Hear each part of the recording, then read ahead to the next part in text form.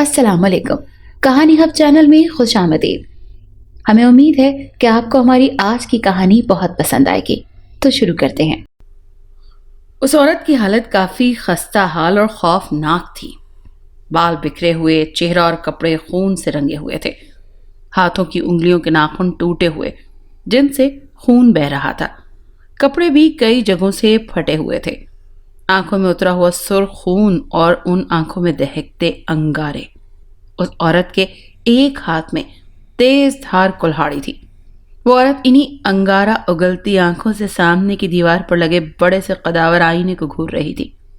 वो आईना बहुत खूबसूरत था और खूबसूरत लकड़ी जो उसके इर्द गिर्द लगी हुई थी उसकी खूबसूरती में मजीद इजाफा कर रही थी। मैं तुम्हें तोड़ दूंगी। वो औरत कुल्हाड़ी के दस्ते पर अपने हाथ की गिरफ्त मजबूत करते हुए नफरत से दीवार पर लगे उस आईने को घूरते हुए बोली, तो तुमने तुमने मेरा सब कुछ बर्बाद कर दिया। मैं मेरी दुनिया उजाड़ दी, मेरा परिवार। वो औरत चीखते हुए रोने लगी। मैं अब क्या करूंगी? मेरा तो अब कोई बचा ही नहीं।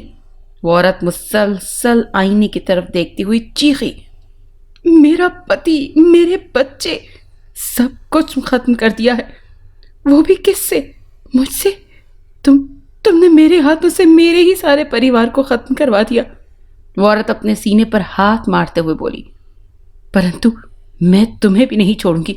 खत्म कर दूंगी तुम्हें, तुम्हारे टुकड़े टुकड़े कर दूंगी। रोते हुए वो औरत एक मर्तबा फिर चीखी। वो कुल्हाड़ी हाथ में थामे साइनी की तरफ बढ़ी। मैं तेरा सर्वनाश कर दूंगी। उस औरत ने कुल्हाड़ी अब दोनों हाथों से पकड़ी हुई थी। उसने कुल्हाड़ी हवा में उठाई और चीखते हुए उस खूबसूरत आईने की तरफ भागी कि अचानक दीवार के साथ टेबल पर रखा सफेद गुलदान उछला और भागती हुई उस औरत के सर पर जा लगा। इस मर्तबा उस औरत के मुंह से जो चीख निकली थी वो उस शीशे के गुलदान के सर पर लगने के बायस निकली थी। वो औरत फर्श पर जा गिरी और कुल्हाड़ी उसके हाथों से छूटकर थोड़ी दूर जा गिरी। वो औरत कराहते हुए उठकर बैठी। उसे अपने हाथ से सर में लगने वाली जगह को टटोला तो एक मर्तबा फिर उसके मुंह से चीख निकली। उस औरत का सर फट चुका था। उस औरत ने एक मर्तबा फिर नफरत अंगेज निगाहों से उस आईने की तरफ देखा। तुम आज कुछ भी कर लो, आज तुम्हारा अंत मेरे ही हाथों लिखा है। वो औरत जबड़े भींचते हुए उस आईने की तरफ देखते हुए बोली। खून अब सर से निकलकर उस औरत के चेहरे पर लकीरों की शक्ल में बहने लगा। वो उठकर खड़ी हुई। खून निकलने के बायस उस औरत की आंखों के सामने बार बार अंधेरे की झलकियां आ रही थी। उस औरत ने आगे बढ़कर कुल्हाड़ी उठाई और दोबारा उस आईने की तरफ बढ़ी। आईने के करीब पहुंचने पर उस औरत ने कुल्हाड़ी हवा में बुलंद की और उसका जोरदार वार आईने के कांच पर किया। दूसरा लम्हा हैरान कुन था। जिस तरह उस औरत ने आईने पर वार किया था, अगर वही वार वो औरत किसी इंसान पर करती तो उस इंसान के जिस्म के दो टुकड़े हो जाते। लेकिन कुल्हाड़ी जैसे ही उस आईने के कांच से टकराई तो वो कुल्हाड़ी का दस्ता दरमियान से टूट गया और कुल्हाड़ी आधे दस्ते समेत फर्श पर जा गिरी और उस औरत के हाथ में उस कुल्हाड़ी का आधा टूटा हुआ लकड़ी का दस्ता रह गया। औरत हैरानगी से हाथ में पकड़े लकड़ी के टूटे हुए दस्ते को देखने लगी और फिर उसने आईने की तरफ देखा। आईने का कांच बिल्कुल सही सलामत था और इतना जोरदार वार पड़ने पर भी उस पर एक भी खराश नहीं आई थी। अचानक वहां एक खौफनाक सिचुएशन ने जन्म लिया जिसने औरत को संभलने का मौका ही ना दिया। उस आईने में से आग से झुलसा हुआ एक हाथ निकला जिसने औरत को गर्दन से दबोच लिया। औरत ऐसे हालात के लिए बिल्कुल भी तैयार न थी। उस आग में झुलसे हुए हाथ ने औरत को तेजी से आईने के अंदर खींच लिया। औरत के अंदर खींचने के बावजूद आईना ना टूटा। आईने में अब सिर्फ कमरे का मंजर रह गया था। घर तो बहुत ही अच्छा है मनोज जी, सुनील ने तारीफी अंदाज में कहा। जी बिल्कुल सुनील जी, जैसा घर आप चाहते थे बिल्कुल वैसा ही है। मनोज ने अस्बात में सर हिलाते हुए मुस्कुराया। ये तो और भी अच्छा है, इस घर में फर्नीचर भी मौजूद है। इस मर्तबा सुनील की बीवी सुषमा बोली। जी हाँ सुषमा जी, हम अपने कस्टमर्स का खास ख्याल रखते हैं। अक्सर फैमिलीज हर चीज़ अफोर्ड नहीं कर सकती, इसी कारण हम अपने ईंट के मकानों में और ना सही परंतु फर्नीचर्स का प्रबंध बहुत अच्छा रखते हैं। मनोज ने मुस्कुराते हुए सुषमा को बताया। बहुत अच्छी बात है मनोज जी, सुषमा ने बज़ाहिर मनोज की कारकर्दगी को सराहा। सुनील जी, आपके फैमिली में सुषमा और राहुल के अलावा कौन कौन है? मनोज ने सुनील से मुखातिब होते हुए कहा। जी बस यही है। माता पिता थे परंतु उनका देहांत हो गया आज 6 बरस हो गए और बस हमारे परिवार में तो हम 3 ही लोग हैं, सुनील ने बताया। मनोज ने गहरी सांस ली। आपका राहुल कहाँ चला गया? लगता है वो अपना रूम देख रहा है, सुषमा ने हंसते हुए कहा तो सुनील और मनोज भी बेख्तियार हंस पड़े। ठीक है सुनील जी, अब मैं चलता हूँ। आप मेरे ऑफिस में आकर एग्रीमेंट पर साइन कर दीजिएगा, मनोज ने बज़ाहिर इजाजत चाहते हुए कहा। साथ ही उसने सुनील की तरफ हाथ भी बढ़ाया। ठीक है मनोज जी, आज तो नहीं परंतु कल मैं किसी भी समय आपके ऑफिस में चक्कर लगा लूंगा। सुनील ने भी मुस्कुराते हुए मनोज से हाथ मिलाया और फिर मनोज बैरूनी दरवाजे की तरफ बढ़ गया। हाँ तो माय डियर सुषमा जी, सुनील ने सुषमा को अपनी बाहों के घेरे में लेते हुए कहा। कैसा लगा घर? अरे अरे ये आप क्या कर रहे हैं? सुनील, सुषमा सुनील की बाहों में मचलते हुए बोली। राहुल देख लेगा, तुम चिंता मत करो, राहुल घर के विजिट में मसरूफ है, उसे हमारी परवाह कहाँ।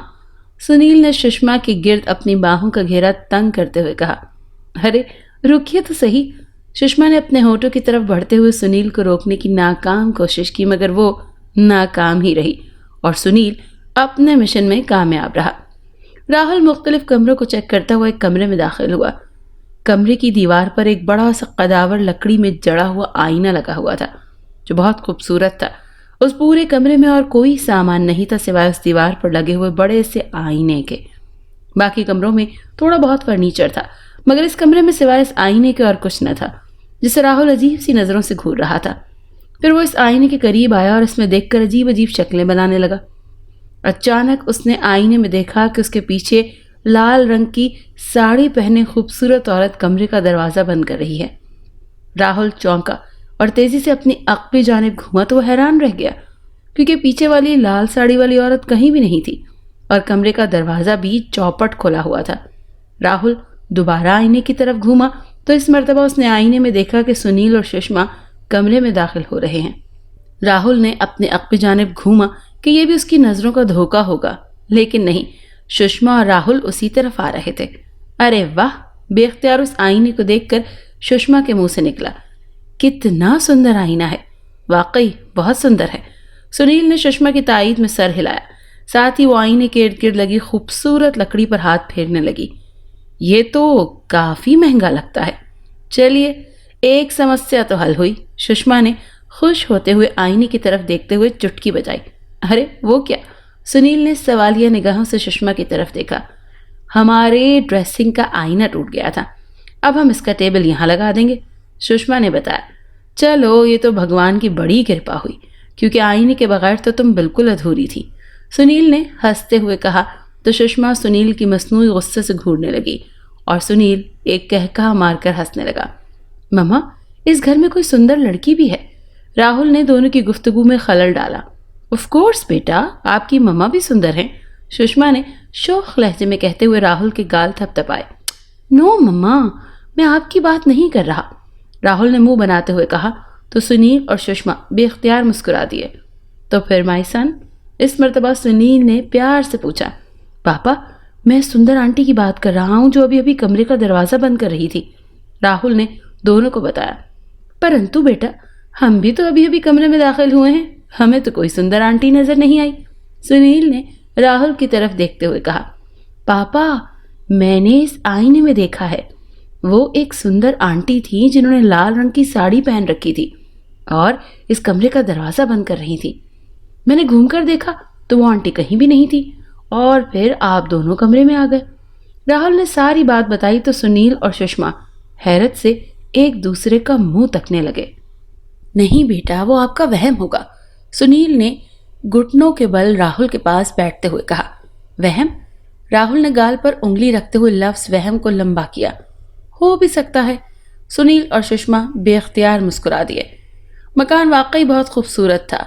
गेट के बाद अहाता जिसके दोनों तरफ हरी हरी घास का कालीन बिछा हुआ था और अहाते के वस्त में अंदरूनी हिस्से की तरफ जाने के लिए ईंटों का रास्ता बना हुआ था।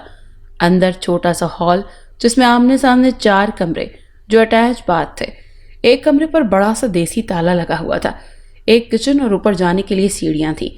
घर के पिछवाड़े में भी एक छोटा सा अहाता था जो घर की 4 दीवारी में घिरा हुआ था और किसी वीरान और उजड़े बाग का मंजर पेश कर रहा था।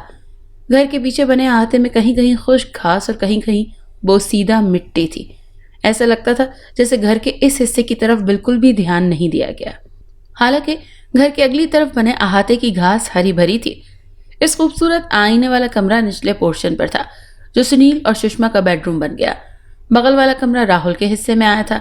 उसके सामने वाला कमरा ताले वाला था। उस वक्त सुषमा तो घर की सजावट में मसरूफ थी, जबकि सुनील ऑफिस के लिए तैयार हो रहा था। राहुल का एडमिशन कौन से स्कूल में करवाना है?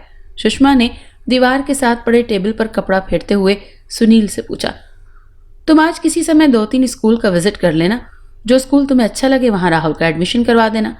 कुर्सी पर बैठते हुए सुनील ने अपने बूट के तस्मे बांधते हुए कहा। आप नहीं चलेंगे? सुषमा ने सवालिया निगाहों से सुनील की तरफ देखा। नो माय डियर, अभी नहीं, नया नया ऑफिस है, तुम्हें ये काम तो करना होगा। सुनील ने अपनी मजबूरी बताते हुए सारा बोझ उसके कांधों पर डाल दिया। चलें ठीक है, सुषमा ने अस्पात में सर हिलाते हुए कहा। आज शाम को जल्दी घर आ जाइएगा, मिलजुल कर घर का सामान सेट करेंगे। ओके, मैं अब चलता हूँ, मैंने मनोज से भी मिलना है और ऑफिस भी जाना है। सुनील ने कुर्सी से उठते हुए कहा। मनोज को एक मर्तबा फिर धन्यवाद कहना, घर वाकई बहुत अच्छा है, सुषमा ने कहा तो सुनील ने मुस्कुराते हुए सिर्फ सर हिलाने पर इक्तफा किया और कमरे से बाहर निकल आया। वो मनोज के दफ्तर पहुंचा। पधारिए सुनील जी, पधारिए। मनोज मुस्कुराते हुए उसके इस्तकबाल के लिए कुर्सी से उठते हुए बोला।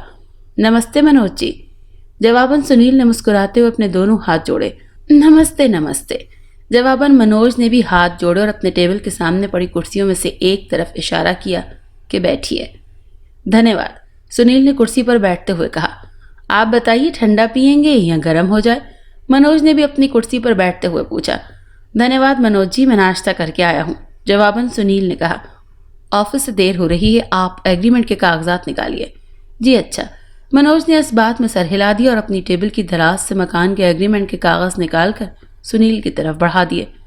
घर बहुत अच्छा है मनोज जी, सुनील ने हाथ बढ़ाकर कागज पकड़ते हुए कहा। जी धन्यवाद, हम अपने कस्टमर्स किराए का ख्याल रखते हैं, मनोज बदस्तूर मुस्कुराते हुए बोला। सुषमा भी घर की बहुत तारीफ कर रही थी, वो ऐसा ही तो घर चाहती थी। सुनील ने एग्रीमेंट के कागजात पर नजरें जमाते हुए कहा। फिर उसने कागजात से नजरें हटाईं और मनोज की तरफ देखा। अच्छा मनोज जी, एक बात तो बताएं। जी पूछिए, मनोज ने तवज्जो देते हुए कहा। उस घर के एक कमरे में ताला लगा हुआ है, वो क्यों? सुनील ने मनोज से पूछा। उस कमरे में बस टूटा फूटा सामान पड़ा है, अगर आप कहें तो उस कमरे के ताले की चाबी आपको दे दूं? मनोज ने बताते हुए पूछा। नहीं नहीं, फिलहाल तो उसकी जरूरत नहीं, मैंने तो बस वैसे ही पूछा था। मैं सुषमा से पूछ लूंगा, अगर उसे जरूरत महसूस हुई तो मैं ले लूंगा, सुनील ने कहा तो मनोज मुस्कुराते हुए इस बात में सर हिला गया। सुनील ने एग्रीमेंट के कागजात को पढ़ने के बाद उन पर साइन किए और फिर कुर्सी से उठते हुए बोला। ठीक है फिर मनोज जी, मैं अब चलता हूँ। दोनों ने मुसाफा किया और सुनील मनोज के ऑफिस से बाहर निकल आया। उसकी कार सड़क के किनारे पर खड़ी थी। वो अपनी गाड़ी की तरफ बढ़ा। अचानक सुनील को यूं महसूस हुआ जैसे कोई उसके पीछे आ रहा है। वो तेजी से घूमा तो उसने देखा कि एक खूबसूरत नौजवान उसकी तरफ आ रहा है, जिसने आंखों पर ब्लैक रंग के ग्लासेस लगाए हुए हैं। वो खूबसूरत लड़का सुनील के करीब आया और बिना उसकी तरफ तवज्जो दिए उसके करीब से गुजर गया। लगता है मेरा वहम था, सुनील ने खुद से हम कलामी करते हुए कांधे उचकाए और दोबारा अपनी कार की तरफ बढ़ा। अभी उसने कार के फ्रंट दरवाजे की तरफ हाथ बढ़ाया था कि उसके मोबाइल की रिंगटोन जाग उठी। उसने पैंट की जेब से मोबाइल निकाला। वो सुषमा की कॉल थी। सुनील मुस्कुराया और उसने आंसर का बटन प्रेस करते हुए मोबाइल कान से लगाया। यस माय डियर, सुनील ने कहा। घर का एग्रीमेंट साइन हो गया? दूसरी तरफ से सुषमा ने पूछा। हाँ। सुनील कार के फ्रंट डोर से टेक लगाने के लिए घूमा तो सुनील ने देखा कि डोर के दूसरी तरफ वही ब्लैक ग्लासेस वाला लड़का एक नीले रंग की कार के पास खड़ा कैमरे से सुनील की तस्वीरें उतार रहा है। सुनील हैरानगी से चौंका और तशवीश के आलम में उसकी तरफ देखने लगा। अच्छा, याद से जल्दी घर आ जाना, सुषमा ने उसकी तवज्जो अपनी तरफ खींची। ठीक है, सुनील हकलाया। सुषमा, मैं तुमसे थोड़ी देर में बात करता हूँ। सुनील ने सुषमा का जवाब सुने बगैर राब्ता मुनक़ता कर दिया। राब्ता मुनक़ता करने का मकसद ये था कि वो उस लड़के से बासपुर्स कर सके कि वो इसकी तस्वीरें क्यों उतार रहा है, लेकिन वो लड़का इतनी देर में कार में बैठकर उसे स्टार्ट करके आगे बढ़ चुका था। सुनील वहां खड़ा उसकी कार को जाते हुए देखता रहा। बड़ा अजीब आदमी था, सुनील बड़बड़ाया और फिर उसने चाबी से अपनी कार का दरवाज़ा खोला और ड्राइविंग सीट पर बैठ गया। उसी वक्त मोबाइल की रिंगटोन एक मरतबा फिर बजी। इस मरतबा भी सुषमा ही की कॉल थी।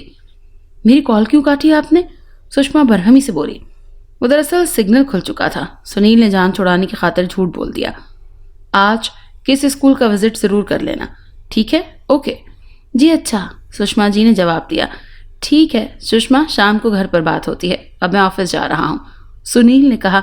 तो सुषमा ने जवाबन ओके कहा और सुनील ने मोबाइल जेब में डाल लिया और गाड़ी स्टार्ट करके गियर लगाकर आगे बढ़ा दी। सुनील शाम को घर पहुंचा तो उसने देखा कि सुषमा ने अपना काम काफी हद तक मुकम्मल कर लिया था। उसने घर की हर चीज सलीके से सेट कर ली थी। अरे वाह, तुमने तो बड़ी तेजी दिखाई, सुनील ने बेडरूम में दाखिल होते हुए कहा। राहुल पर बेड पर खिलौनों के साथ खेल रहा था। जी हाँ, अभी थोड़ा बहुत सामान रहता है जो आपके कारण पूरा होगा, सुषमा ने मुस्कुराते हुए कहा। अरे पापा, ये क्या? बेड पर बैठा राहुल सुनील के हाथों में काफी सारे शॉपिंग बैग्स देखकर चहका। ये बेटा हमारे लिए डिनर है, सोचा आज तुम्हारी मामा मसरूफ होंगी तो डिनर ही ले चलूं, सुनील ने पहले राहुल और फिर सुषमा की तरफ देखते हुए मुस्कुराते हुए कहा। यह आपने बहुत अच्छा किया, सुषमा खुश होते हुए मुस्कुराई। अच्छा, तुम ऐसा करो कि ये भोजन का सामान बर्तनों में डाल लो, तब तक मैं फ्रेश होकर आता हूँ। भोजन के बाद मैं तुम्हारी हेल्प करता हूँ। सुनील ने हाथ में पकड़े शॉपिंग बैग्स उस आईने की तरफ रखते टेबल पर रखे। ठीक है, जवाबन सुषमा ने इस बात में सर हिलाया। सुनील फ्रेश हुआ तो उन्होंने खाना खाया। सुषमा और सुनील ने बाकी का बचा खुचा सामान सेट किया।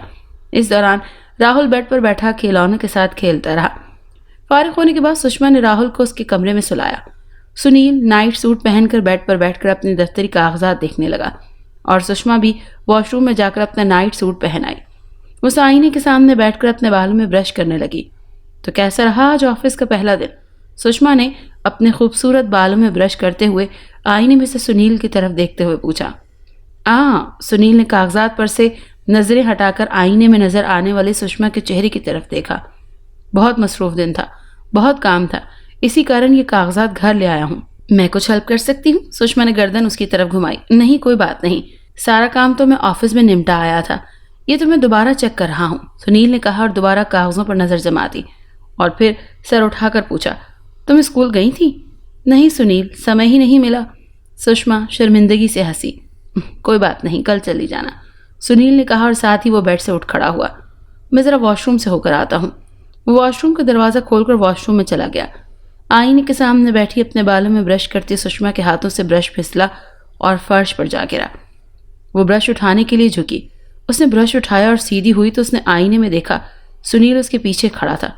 अरे, उसने धड़कते दिल के साथ अपने सीने पर हाथ रखा और यूं अचानक अपने पीछे सुनील को खड़ा देखकर डर गई। आपने तो मुझे डरा ही दिया, मेरा इरादा भी यही था, सुनील हंसा। आप अभी तो वॉशरूम में गए थे, फिर इतनी जल्दी कैसे आ गए? सुषमा ने सवालिया निगाहों से आईने में सुनील की तरफ देखा। छोड़ो इन बातों को। वो थोड़ा सा झुका और उसने सुषमा की गर्दन पर से बाल हटाए और उसकी गर्दन पर अपने गरम गरम होंठ रख दिए तो बेख्तियार सुषमा की आंखें बंद हो गईं। सुनील ने अपने दोनों हाथ सुषमा के कांधे पर रख दिए। उसी वक्त टॉयलेट फ्लश की आवाज़ सुषमा के कानों में पड़ी और उसे अपने कांधों पर एकदम सुनील के हाथों का एहसास खत्म हो गया।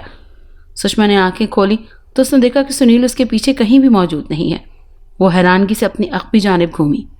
ये सुनील कहाँ चले गए? सुषमा तशवीश के आलम में बड़बड़ाई। उसी वक्त वॉशरूम का दरवाज़ा खुला और सुनील वॉशरूम से बाहर निकल आया। अरे, आप वॉशरूम में दोबारा चले गए थे, और वो भी इतनी जल्दी? सुषमा तजब्जुब के आलम में बोली। दोबारा? सुनील हैरत से हंसा। मैं एक दफ़ा ही वॉशरूम में गया था और अभी निकला हूँ। सुनील, आप मजाक कर रहे हैं ना? आप अभी तो यहीं थे, मेरे पीछे खड़े थे। सुषमा ने अजीब नजरों से सुनील की तरफ देखा। सुषमा, ये तुम बहकी बहकी बातें क्यों कर रही हो? मैं तो अभी वॉशरूम से बाहर निकला हूँ। अगर तुम्हारी कल्पना है तो मैं तुम्हारे पास आ जाता हूँ, सुनील ने आखिरी जुमला मुस्कुराते हुए कहा था। Please Sunil, be serious. आप अभी तो मेरे पीछे खड़े थे, परंतु आप इतनी जल्दी दोबारा वॉशरूम में कैसे चले गए? सुषमा की बातों से इस मर्तबा भी हैरत टपक रही थी। मैं सीरियस हूँ सुषमा, मैं तुम्हारे सामने एक ही दफ़ा वॉशरूम में गया था। भला मुझे क्या ज़रूरत पड़ी है 2-2 दफ़ा वॉशरूम में जाने की, और वो भी इतनी जल्दी? इस मर्तबा सुनील हैरानगी से बोला। नहीं सुनील, आप मजाक कर रहे हैं। मुझे हैरत इस बात की है कि आप इतनी जल्दी दोबारा वॉशरूम में कैसे जा सकते हैं? सुषमा उलझन आमेज लहजे में अपने माथे पर हाथ फेरते हुए बोली। सुषमा, ये तुम्हें क्या हो गया है? मैं तुमसे ऐसा मजाक क्यों करूंगा? मैं सच कह रहा हूं, मैं अभी अभी वॉशरूम से बाहर निकला हूं और मैं एक दफा ही वॉशरूम में गया था। इस दफा सुनील के लहजे में हल्का सा गुस्सा भी शामिल था। मैं भी सच कह रही हूँ सुनील, मैं साइनी के सामने बैठी बालों में ब्रश कर रही थी। मेरे हाथों से ब्रश गिर गया और मैं ब्रश उठाने के लिए झुकी। ब्रश उठाने के बाद मैं सीधी हुई तो आप मेरे पीछे खड़े थे। इतना अचानक और तुरंत मेरे पीछे आपको देखकर मैं डर गई। मैंने आपसे कहा कि अभी आप इतनी जल्दी वॉशरूम से बाहर कैसे आए, परंतु आपने कहा छोड़ो इन बातों को, और फिर आगे की बात सुषमा कह न सकी। तहम वो सुनील के चेहरे के तासुरात का जायजा ले रही थी। सुषमा, तुम्हारी तबीयत तो ठीक है? सुनील ने आगे बढ़कर सुषमा के माथे पर हाथ फेर के रखा। मुझे कुछ नहीं हुआ। सुषमा ने सुनील का हाथ हटाया। मुझे समझ नहीं आ रही। परेशानी के बाद सुषमा ने दोनों हाथों की उंगलियों से अपनी कनपट्टियों को मसला। समझ तो मुझे तुम्हारी भी नहीं आ रही। ये तुम कैसी अजीब और बहकी बहकी बातें कर रही हो? सुनील ने सुषमा के सामने बेड पर बैठते हुए कहा। इसका मतलब आपको मेरी बातों पर विश्वास नहीं? सुषमा के लहजे में दुख का अंसर शामिल था। विश्वास वाली बात नहीं सुषमा, तुम बात ही ऐसी अजीब कर रही हो। अब तुम खुद ही बताओ, मुझे इसमें झूठ बोलने की क्या जरूरत है? परंतु तुम हो कि एक ही बात पर अड़ी हुई हो। सुनील का लहजा शिकायती था। पता नहीं सुनील, विश्वास करें मैं भी झूठ नहीं बोल रही। आप ही सोचिए कि मुझे झूठ बोलने की भला क्या जरूरत है? सुषमा नमजदा आंखों से भर्राई हुई आवाज में बोली। लो जी, अब भला इसमें आंसू बहाने की क्या जरूरत है? सुनील के लहजे में एक मर्तबा फिर गुस्से और बेजारी ने रास्ता बनाया। मैं तो खुद हैरान हूं सुनील कि आखिर ये सब हुआ क्या? सुषमा ने दुखती नजरों से सुनील की तरफ देखा। अच्छा तो ऐसा करो, उठो और बेड पर बैठो। सुनील ने बेड से उठकर सुषमा को आईने के पास पड़े टेबल के साथ पड़े स्टूल से उठाया। वो शशुपंच के आलम में उठ खड़ी हुई। सुनील ने उसे बेड पर लिटाया। तुम दिन भर की थकी हुई हो, आराम करो, मैं अपना काम बाहर चेक कर लेता हूँ।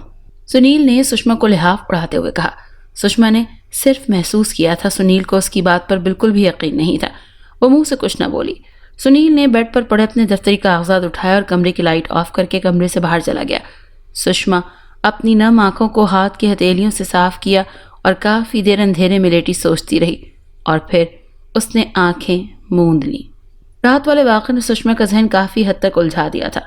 हाँ, अगर वो ख्वाब होता तो उसे तस्लीम किया जा सकता था, लेकिन उसने तो वो सब कुछ जागती आंखों से देखा था। ऊपर से सुनील को इस बात पर बिल्कुल भी यकीन नहीं आ रहा था। सुनील नाश्ता करके जा चुका था और राहुल बाहर लॉन में हरी हरी घास पर खेल रहा था। उसने नाश्ते के बर्तन समेटे और किचन में ले आए। उन्हें धोने के बाद वो किचन से बाहर निकल आई। सुनील ने उससे कहा था कि वो आज ऑफिस से जल्दी आ जाएगा और फिर राहुल के लिए स्कूल देखने चलेंगे। वो हॉल में रखे सोफों में से एक पर बैठी और एक मरतबा फिर रात वाले वाक़े के बारे में सोचने लगी। उसका दिमाग मजीद उलझा तो उसने अपने सर को झटका और बाहर लॉन में आ गई। बाहर खुशगवार हवाओं ने उसका इस्तकबाल किया। राहुल घास पर बैठा खेल रहा था और उसके पास रखी कुर्सियों में से एक पर वो बैठ गई। मम्मा, पापा कब आएंगे? राहुल ने उससे पूछा। दोपहर के समय, सुषमा ने बताया तो राहुल दोबारा खेल में महव हो गया। अचानक सुषमा के जहन में परसों दिन वाले वाक़े ने झमाका लिया जब राहुल ने आईने में नजर आने वाली लाल साड़ी वाली औरत का जिक्र किया था। राहुल बेटा, इधर मेरे पास आओ। सुषमा ने राहुल के खेल में खलल डाला। राहुल ने बुरा सा मुंह बनाया और उठकर उसके सामने रखी कुर्सी पर बैठ गया। जी मम्मा, सुषमा की तरफ देखते हुए राहुल ने पूछा।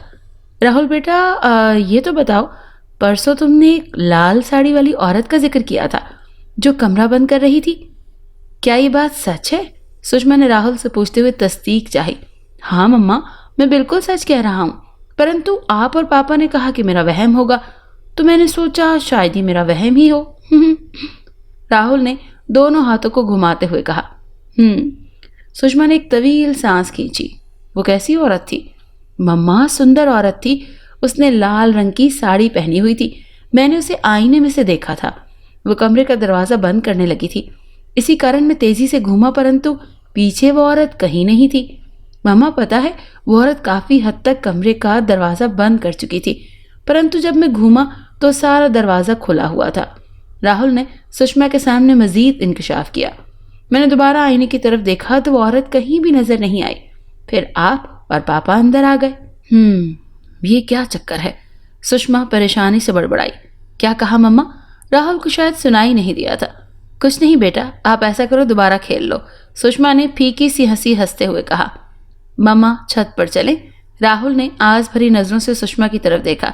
नहीं बेटा, यहीं खेलो, सुषमा ने उसे मना करते हुए कहा। मम्मा चले ना, मैंने अपने घर की छत अभी तक नहीं देखी, राहुल ने जिद करते हुए कहा। मम्मा प्लीज चले ना। नहीं बेटा, अब यहीं खेलो, चलेंगे, शाम को चलेंगे। मेरा दिल नहीं कर रहा, सुषमा ने राहुल को टालना चाहा। नहीं मम्मा, मुझे अभी जाना है, प्लीज चले ना, राहुल ने उठकर सुषमा का हाथ पकड़ते हुए कहा। ठीक है, चलो चलते हैं, सुषमा ने राहुल की जिद के आगे हार मानते हुए कहा। साथ ही वो अपनी कुर्सी से उठ खड़ी हुई। वो अंदर आए और दोनों सीढ़ियों की तरफ बढ़े। राहुल भागकर सीढ़ियां चढ़ने लगा। आहिस्ता बेटा, चोट ना लग जाए, सुषमा ने घबराते हुए आवाज निकाली, लेकिन राहुल पर तो कोई असर ही ना हुआ। वो छत पर पहुंचे तो एक मरतबा फिर खुशगवार हवाओं ने उनका इस्तकबाल किया। उसके लंबे लंबे बाल हवा में उड़ने लगे। याहू! राहुल ने छत पर पड़े लकड़ी के घोड़े को देखते हुए उछलते हुए कहा।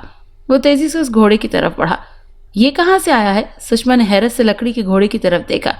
राहुल घोड़े पर बैठकर उसे आगे पीछे हिलाने लगा। वो घोड़ा ज्यादा पुराना नहीं लग रहा था, शायद हमसे पहले जो फैमिली यहाँ रहकर गई है उसी का हो। सुषमा ने खदशा जाहिर किया। सुषमा छत के किनारे पर आई और बाहर देखने लगी।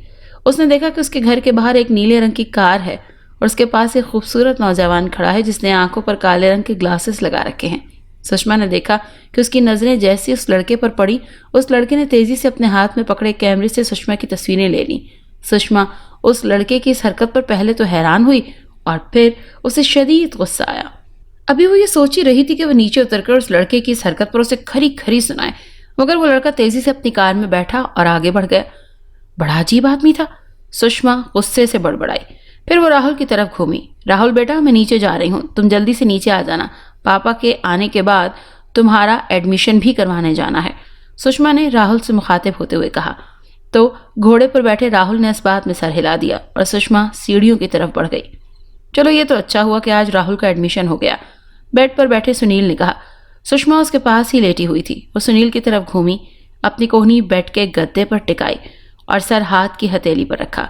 जी हाँ, और पिक एंड ड्रॉप की समस्या भी हल हो गई, सुषमा ने सुनील की हाँ में हाँ मिलाते हुए कहा।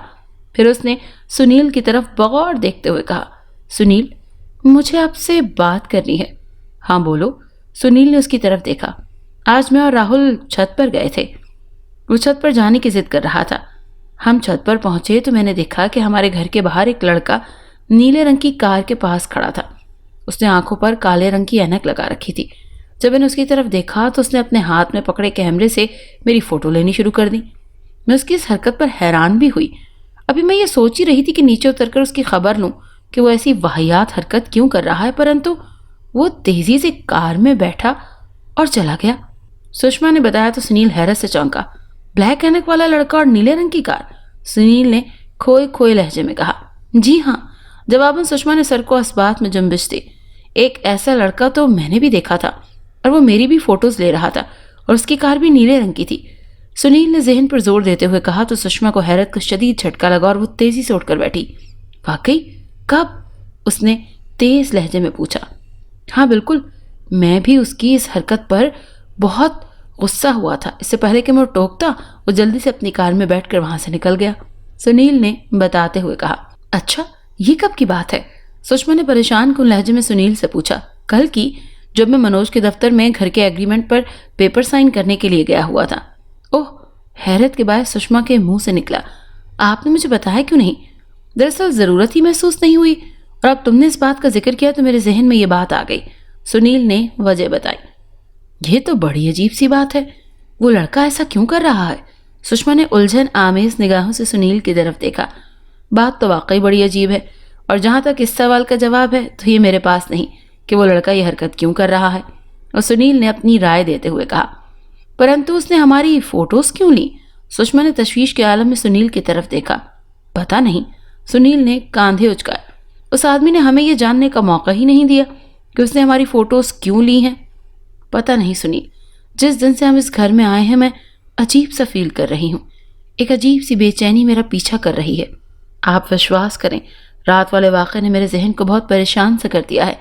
मैंने आज सुबह राहुल से भी पूछा था, उसने भी पक्के विश्वास के साथ ये बात कही है कि उसने आईने में से लाल साड़ी वाली सुंदर औरत को देखा था, और अब ये फोटोज वाला लड़का।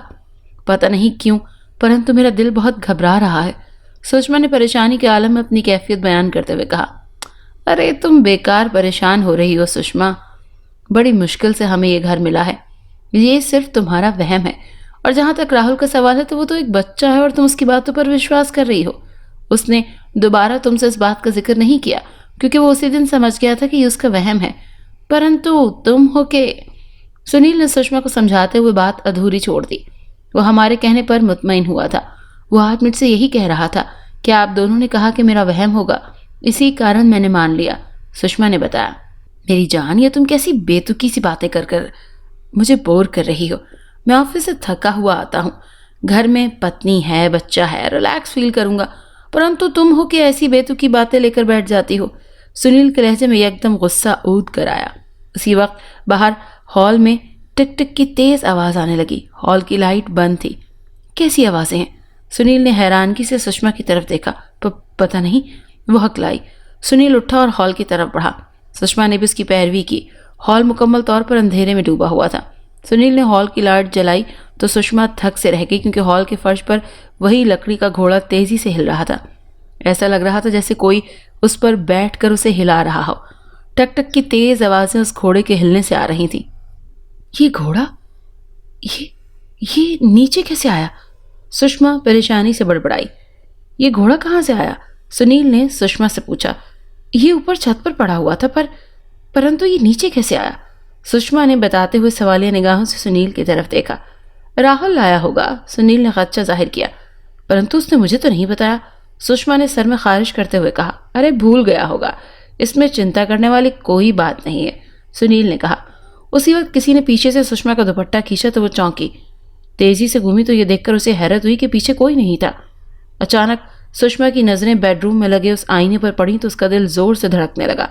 सुषमा ने आईने में देखा वो घोड़ा खुद नहीं हिल रहा था, बल्कि लाल साड़ी में मलबूस सी खूबसूरत औरत घोड़े के पास बैठी उसे हिला रही थी।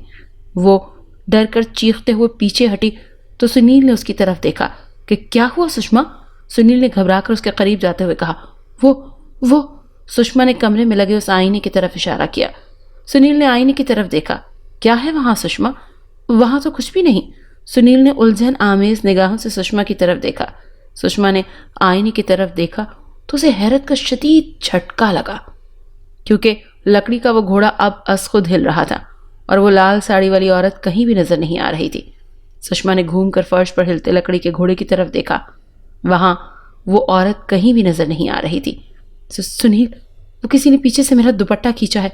मैं घूमी तो पीछे कोई नहीं था। जब मेरी नजर आईने पर पड़ी तो मैंने देखा कि एक लाल साड़ी वाली सुंदर औरत उस घोड़े को हिला रही थी, परंतु अब वो कहीं नजर नहीं आ रही। सुषमा ने खौफजदा लहजे में हकलाते हुए इर्द गिर्द देखते हुए कहा। सुषमा, अब तुमने लाल साड़ी वाली औरत की बकवास शुरू कर दी है, सुनील बेजार लहजे में बोला।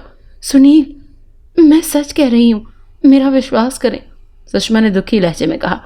उसे सुनील के रवैये पर दुख हुआ। जिस दिन से तुम इस घर में आई हो बस यही रट लगा रखी है।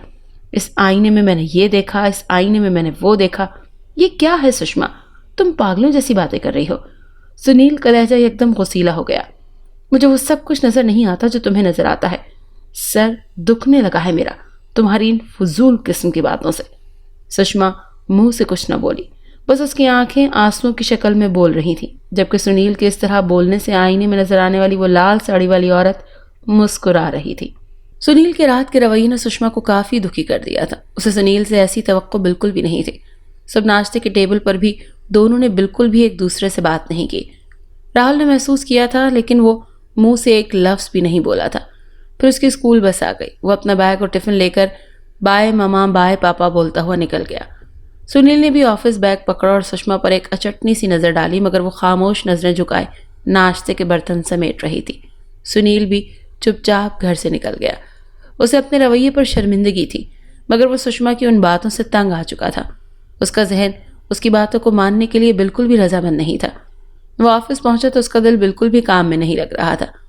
उसने सुषमा से इस लहजे में पहले कभी बात नहीं की थी, लेकिन वो खुद हैरान था कि वो सुषमा से इतने कड़वे लहजे में क्यों बोला था। सुषमा बातें ही अजीब कर रही थी। मगर कड़वी नहीं, जितना वो उस पर लाल पीला हो गया था। छोटा मोटा झगड़ा इनमें पहले भी हो जाता था, लेकिन पहले ऐसी नौबत कभी नहीं आई थी कि वो सुषमा पर इतना गुस्सा होता। सुनील को इस बात का बखूबी अंदाजा था कि गलती उसकी है। इसी वजह से वो ऑफिस लंच टाइम में भी खाना खाने के बजाय सोचों में मगन था। क्या हुआ सुनील, किन सोचों में डूबे हुए हो? खाना क्यों नहीं खा रहे? सुनील के कुलीग सुरेश ने उससे सोचों के समंदर से बाहर खींचा। वो चौंका। नहीं नहीं, कुछ नहीं। तो फिर खाना क्यों नहीं खा रहे? सुरेश ने सवालिया निगाहों से सुनील की तरफ देखा। बस यार, भूख नहीं लग रही। सुनील ने खाने की प्लेट को परे करते हुए कहा। अरे भाई, मसला जहनी हो तो इसमें पेट का क्या कसूर? सुरेश ने मुस्कुराते हुए कहा। क्या मतलब? जवाबन सुनील बमुश्किल मुस्कुराया। भाई सीधी सी बात है, अगर इंसान जहनी तौर पर परेशान हो तो पेट को सजा नहीं देनी चाहिए। सुरेश ने अपनी बात की वजाहत करते हुए कहा। परंतु अगर जहन समस्या में उलझा हुआ हो तो फिर शरीर भी तो डिस्टर्ब हो जाता है ना। ऐसे में पेट की भला किसे सूझती है? सुनील ने फीकी सी मुस्कुराहट के साथ जवाब दिया। इसका मतलब कि कोई तो समस्या जरूर है, सुरेश ने हंसते हुए कहा। उसे अपने मकसद में खातिर ख्वाह कामयाबी मिली थी। हाँ यार, सुनील ने बोझल सांस खारिज करते हुए कहा। कहते हैं गम बांटने से कम होता है। इसी तरह अपनी समस्या किसी दूसरे के सामने रखने से उसका कोई न कोई उपाय जरूर निकल आता है, सुरेश ने बदस्तूर मुस्कुराते हुए कहा। सुरेश बात करने का कारीगर था और वो खूब जानता था कि बात कैसे करनी है। बस यार सुरेश, क्या बताऊं, समस्या ही ऐसी है कि तुम भी विश्वास नहीं करोगे, सुनील ने सुरेश की तरफ देखते हुए कहा। तुम बताओ तो सही कि समस्या है क्या? समस्या कोई भी हो बेमायने नहीं होती, चाहे वो दिमाग में हो या फिर जीवन में, सुरेश ने संजीदा लहजे में कहा। तो सुनील ने उसे सारी बात बता दी। बस यार, इसी कारण मैं कई दफ़ा सुषमा से बेरुखी से बात कर चुका हूँ और लास्ट नाइट तो मैंने बेरुखी की इंतहा कर दी, सुनील ने सारी बात बताते हुए दुखी लहजे में कहा। वह अपने रवैये पर वाकई बहुत शर्मिंदा था। वो अब सुरेश के चेहरे के तासुरात देख रहा था। वो सारी बात जानकर सुषमा की बातों पर हंसने लगा, मगर सुरेश बिल्कुल संजीदगी से उसकी तरफ देख रहा था। यह तो तुम्हारी तरफ से ज्यादती है, सुरेश ने सुनील की तरफ देखते हुए कहा। ज्यादती? और वो भी मेरी तरफ से? सुनील ने हैरानगी से अपने हाथों का रुख अपनी तरफ करते हुए कहा। हाँ, तुम्हारी तरफ से, सुनील ने जोर देते हुए पुख्ता लहजे में कहा। सुषमा अब बातें ही ऐसी कर रही है जो इंसानी समझ से परे हैं, सुनील तंजिया लहजे में बोला। नामुमकिन तो नहीं, सुरेश ने बदस्तूर संजीदा लहजे में कहा। क्या मतलब? सुनील ने हैरानगी से सुरेश की तरफ देखा। तुम्हें सुषमा की बात सुननी चाहिए, हो सकता है कि वो सच कह रही हो, सुरेश ने कहा। तो सुनील उसे बेयकीनी के आलम में देखने लगा। सुरेश, तुम भी? ये एडवांस दौर है सुरेश, इस दौर में ये बातें बेमायनी हैं, सुनील किसी प्रोफेसर की तरह लेक्चर देते हुए बोला। दौर का संबंध इन चीज़ों से नहीं है सुनील, इन चीज़ों का जिक्र हर दौर में रहा है। और वैसे भी तुम्हारी पत्नी आजकल की पढ़ी लिखी हुई नारी है, उसका दिमाग तो नहीं खराब हो गया ना? आखिरकार उसके साथ कोई समस्या तो है, तो वो तुम्हें बता रही है, सुरेश ने उसे समझाते हुए कहा। तुम्हें इन चीज़ों पर विश्वास है सुरेश? सुनील ने अजीब नज़रों से सुरेश की तरफ देखते हुए कहा। बात विश्वास की नहीं है सुनील, सुरेश ने लफ्ज़ विश्वास पर जोर देते हुए कहा। मैं तुम्हारी बात का मतलब नहीं समझा, सुनील सुरेश की बात का मतलब नहीं समझा था। मतलब यही कि तुम्हारी पत्नी को विश्वास है कि तुम उसकी समस्या को समझोगे, इसी कारण वो तुमसे ये बातें शेयर कर रही है, और तुम हो कि उसके विश्वास की धज्जियां उड़ाने पर तुले हो, सुरेश ने कहा। तो सुनील ने थोड़ी खुजाते हुए कहा। मैं अब भी नहीं समझा यार, दुनिया में आत्माएं भूत प्रेत हैं नहीं, ये एक अलग समस्या है, परंतु जीवन साथी होने के लिए इसके लिए एक मुश्किल समय में एक दूसरे का साथ देना जरूरी है। तुम्हारी पत्नी इस समय उलझी हुई है, परेशान है, अब उसके साथ क्या समस्या है ये तो भगवान जानता है या वो जानती है, परंतु एक जीवन साथी होने के नाते तुम्हारा जो कर्तव्य है तुम्हें वो निभाना चाहिए, उसका साथ देना चाहिए, उसका हौसला बनना चाहिए। तुम उसका साथ देने के बजाय उल्टा उससे बहस कर रहे हो, उस पर गुस्सा हो रहे हो, इस तरह तो वो अंदर से बिल्कुल टूट जाएगी। तुम इत्मीनान से उसकी बात सुनो, बाकी जहां तक इन अनहोनी बातों की समस्या है इसका भी कोई ना कोई उपाय जरूर निकल आएगा।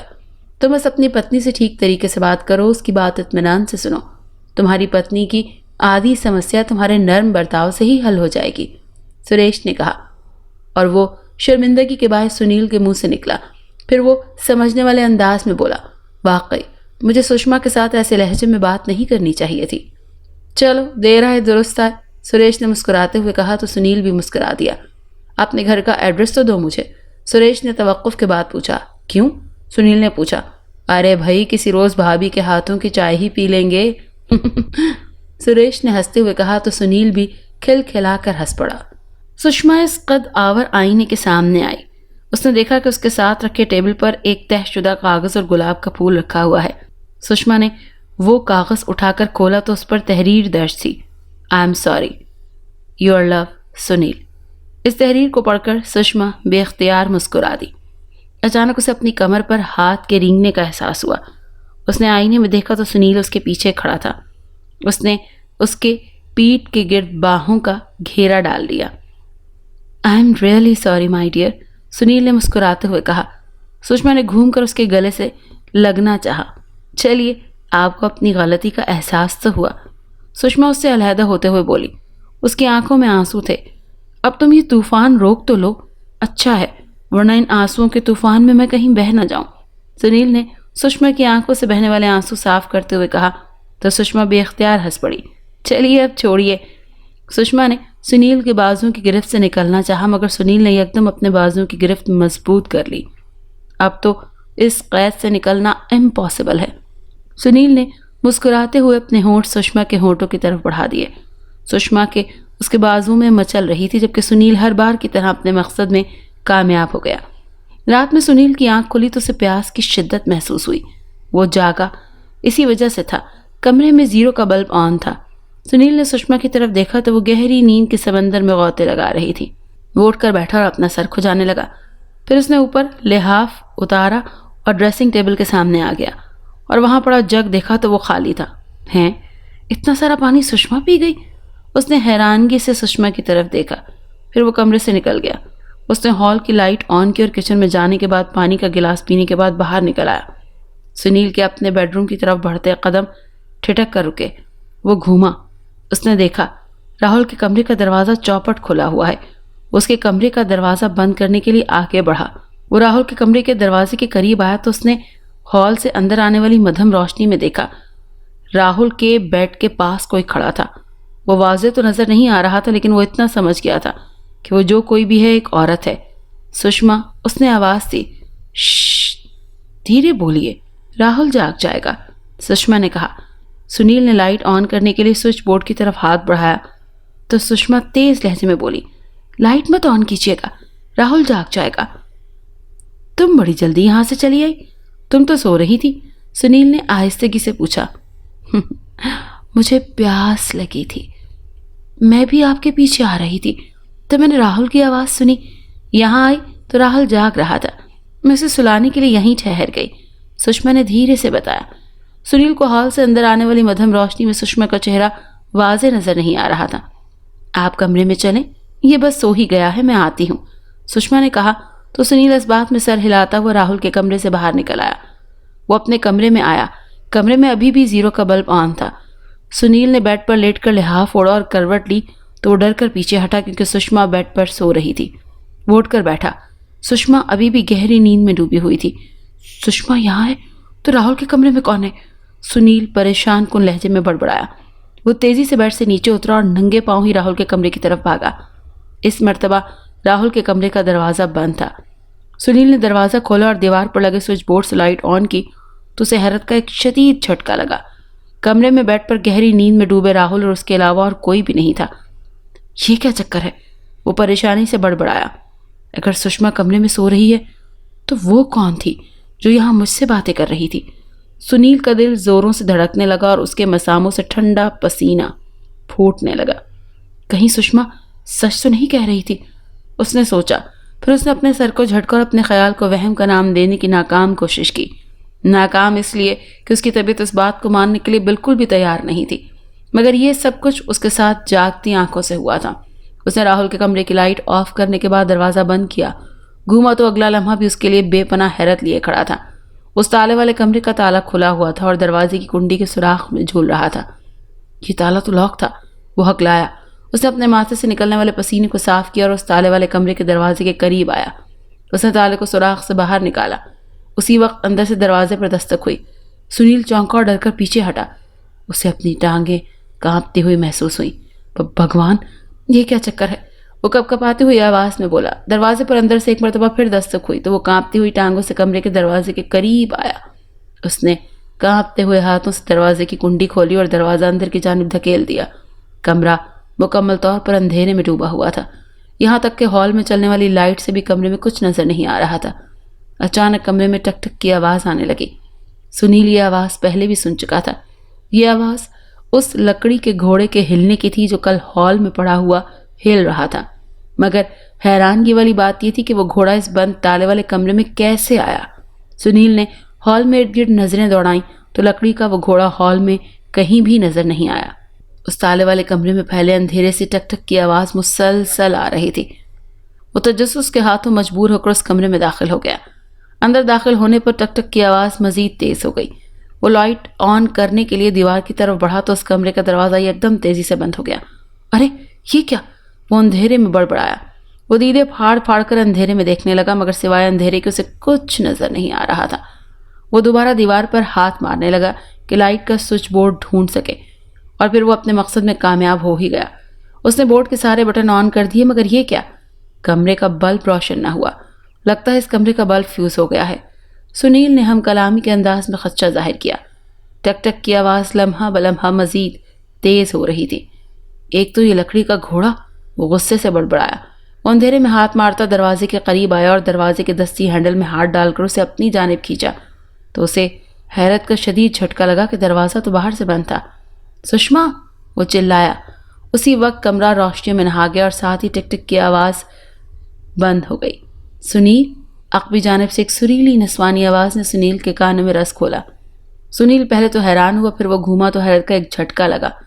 सामने लाल साड़ी में मलबूस से खूबसूरत औरत खड़ी थी और सुनील की तरफ देखकर मुस्कुरा रही थी। सुनील ने इतनी खूबसूरत औरत पहले नहीं देखी थी। सुनील को उसके चेहरे पर हंसी भी भली लग रही थी। तुम आ गए राजकुमार, वो औरत प्यार से सुनील की तरफ देखते हुए मुस्कुरा कर बोली। उस औरत के खूबसूरत में अजीब सी कशिश थी। वो सुनील को अपनी तरफ माइल कर रही थी। मैं बरसों से तुम्हारी राह देख रही हूं। उस औरत की इस बात पर सुनील चौंका। मेरी?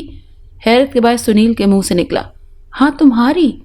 वो औरत अंदाज दिलरुबाई से बोली, आज मेरी बरसों की तपस्या का फल मुझे मिल गया। साथ ही अपनी बाहें फैलाए वो सुनील की तरफ बढ़ी। जितनी वो खूबसूरत औरत थी, कोई भी उससे गले मिलने को तैयार हो जाता और सुनील भी बेवफाओं की लिस्ट में शामिल होने जा रहा था। उसने एक हैरत अंगेज मंजर देखा। जैसे ही वो खूबसूरत लाल साड़ी वाली अप्सरा अपनी बाहें फैलाए सुनील की तरफ बढ़ी तो उसके पैरों से साड़ी सरकी और सुनील को अपना ऊपर का सांस ऊपर और नीचे का नीचे रुकता हुआ महसूस हुआ।